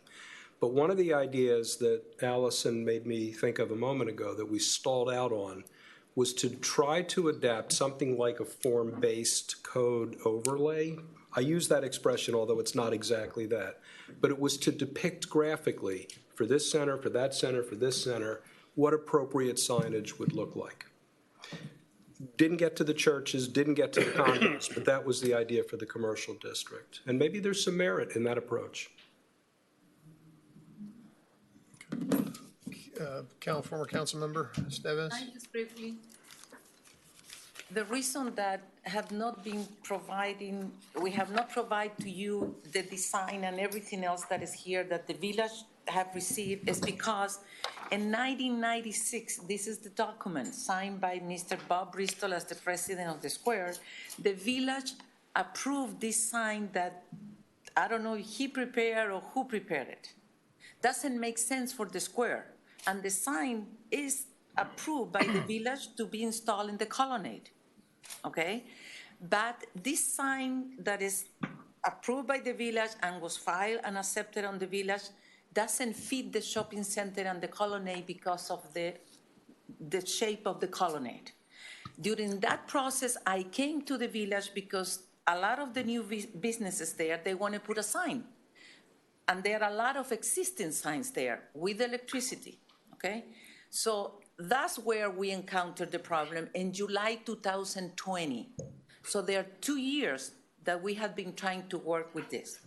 Bill never read the code, nothing, until now Olga, then the file disappeared, we wait, COVID came, and then Olga's the one that discovered actually the language in the code. So here we are not asking, or if you review the code, yes, I agree. But these have nothing to do if you review the code with the amendment to the text for architectural features, in which I agree with Jeremy. But that is the focus that you have to really take, is that language within the code. Because the package is here, but that comes next, because this has got to be thrown away. We have to submit the new design with the letter, with the size, with the color. It's the only shopping center that in the windows doesn't allow any color, only white letters and certain amount of coverage. So we are very strict in that, and we have to submit this package to the village to be accepted. And this one that is approved by the village that is on file have to be removed. So all please that we are asking is that you look into the language of architectural feature for us to move forward, or for you to consider our new design, because the village have to accept our new design elements for the signage. So this is the first step, is the language. Then it's going for the village to accept our sign design for the shopping center. So there are two steps here. Okay, because if we're going to have this discussion holistically, like the McCormick suggestion, which I support 100%, instead of piecemealing this to that, you have a consensus that they come back? Yeah, I mean, I think that we have a consensus. The opportunity to show us. To really review it, 100%. I think that's what we want to do. So, okay, do we have a consensus? I'm really confused with what we're doing here. We're just, they're going to come back with. The administration is going to come back with an ordinance. Is going to come, not necessarily an ordinance. I don't. Or whatever it is. Whatever they think it's got. The solution is so that they can move forward. And they're also going to. No, they're not doing anything. They're waiting. They've already submitted things. But are we going to see what they submitted? Is what? Well, it's in the files. It'll be attached to whatever. Right. Okay, that's all. I just want to be clear that we're getting those two things. Yes, correct. We get the whole thing. So, it's important. I respect you. And that's your business, and I'm a capitalist, but you also have sat as a council person. And we have to look at things not just about a shopping center or a home. Okay, just so that we're clear. So this is, the process bothers me, that it comes up under, discussion, and all of a sudden this is important. It's important for the reason I already stated, and affects more than the shopping center. And so if the sense is, without, because when you say to come back with a solution, the solution may be no. Okay. But we'll discuss that. But that's absolutely right. Rendering, all that stuff, and then we'll make an intelligent decision. Right, correct. We may very well say no. Absolutely. So tonight was just, hey guys, since we can't talk privately, there's an issue in the community, and now we're saying, got it. Okay, inform us. So, Chad, do you understand what we're trying to do here? I get it. We're going to bring back The only thing I want clarification is, if a text amendment is what we agreed upon, you don't want us to bring that back at this time? You want us just to bring language? Bring back a solution, whatever your Whatever it solution. is. We Okay. may decide, Got like, it. it's a text Got it. amendment. I don't think you have the votes, but what I'm saying is. I got it. Short of a policy decision. Yeah. Short of a policy It'll be a decision. proposal for. That's you. correct, but I That's want to make correct. sure it's short of a We will policy not be decision. making a policy decision. By the end. Bring it to us. Okay. All right. Thank you good. on that. Thank you. Next item. Master sewer has already been taken care of, so I'll withdraw that. Okay, next item is animal Animal cruelty. Ed's going to be in Councilmember favor London. of animal cruelty. You're on. That's what you want? Basically, what's happened is people reported to me and also to the police that some kids with BB guns are shooting cats. Squirrels, and birds. Excuse me? And squirrels and birds. And I asked the chief, and he looked it up, and there is an ordinance or whatever, I don't know if it's ordinance or law. State statute. Whatever the proper term is, that says that we can fine them up to $5,000 per incident, correct, Frank? I think that's what he says, $5,000, you reply to me, and I don't know how the council feels about this, but I think the time to stop children from becoming monsters when they get older, 100%. when they go hurt animals, the next thing they do is hurt people. Yeah. Is that we put the full weight of the law behind this. Right. And not mess around with them, not warn them, we catch them, it's the full thing, it's a 5,000. Strict. What are the maximum fine and penalty that you can throw at them, we should, and prosecute them to the full extent of the law. No first warning, no, it's a shame. No. Yeah, You're no. a nice kid, don't shoot the other eye Right. out, and stuff like that. I agree. Is it not a crime? It's not, the council doesn't have the right to impose a $5,000 fine. No. It's It's a a state fine. Miami-Dade County ordinance that's on record. He's talking about us making a decision to enforce it. To enforce it and. For you to enforce it. Not to back off, in other words, the kid gets caught, boom, you write him up, what do you do? The challenge is them Attorney, catching the whole kids. works. Whatever we have to do to let the people know that we're gonna do this. It's gonna be full. And may I ask you, are you, is this, I almost don't want to believe this. Is this really happening? Yes. Yes. Well, more Yeah, likely, no. There's been a number of, and there's a certain area of town in which it seems to be happening more so than others. just so I can clarify. Councilmember London did bring two of our residents to the office, and I met with them. I had another resident call me today. We do not have any documented incidents of this occurring, okay, within the police department. And I think that's the overwhelming message that needs to be put out. Because there is a narrative out there on chats, there is a narrative out there on various communication platforms. I'm here to say again, as I've said with other issues, if there is a crime issue, you need to call the police. Correct. It's not on a chat. It's Don't not put it on on a WhatsApp. chat. That's not It's turning, that's not, if you see somebody speeding, if you see somebody doing illegal things, do not put it on WhatsApp. And Go and call, or next door, whatever, you call the police. And I had a resident today who was frustrated, and I understand their passion, and the passion is appreciated because I think we all are in agreement here. No one wants to see anything happening to an animal, nor does an animal deserve to have anything happen to them by a child. But again, the police department works within the confines of the law, and we don't have the luxury of interpreting one line from another. We have to interpret the law for how it is written and what it states. So the message is, if you see this occurring, call us. Correct. And even if we get there after it occurred, there are surveillance systems in place. There are other mechanisms that we can use to assist us in an investigation.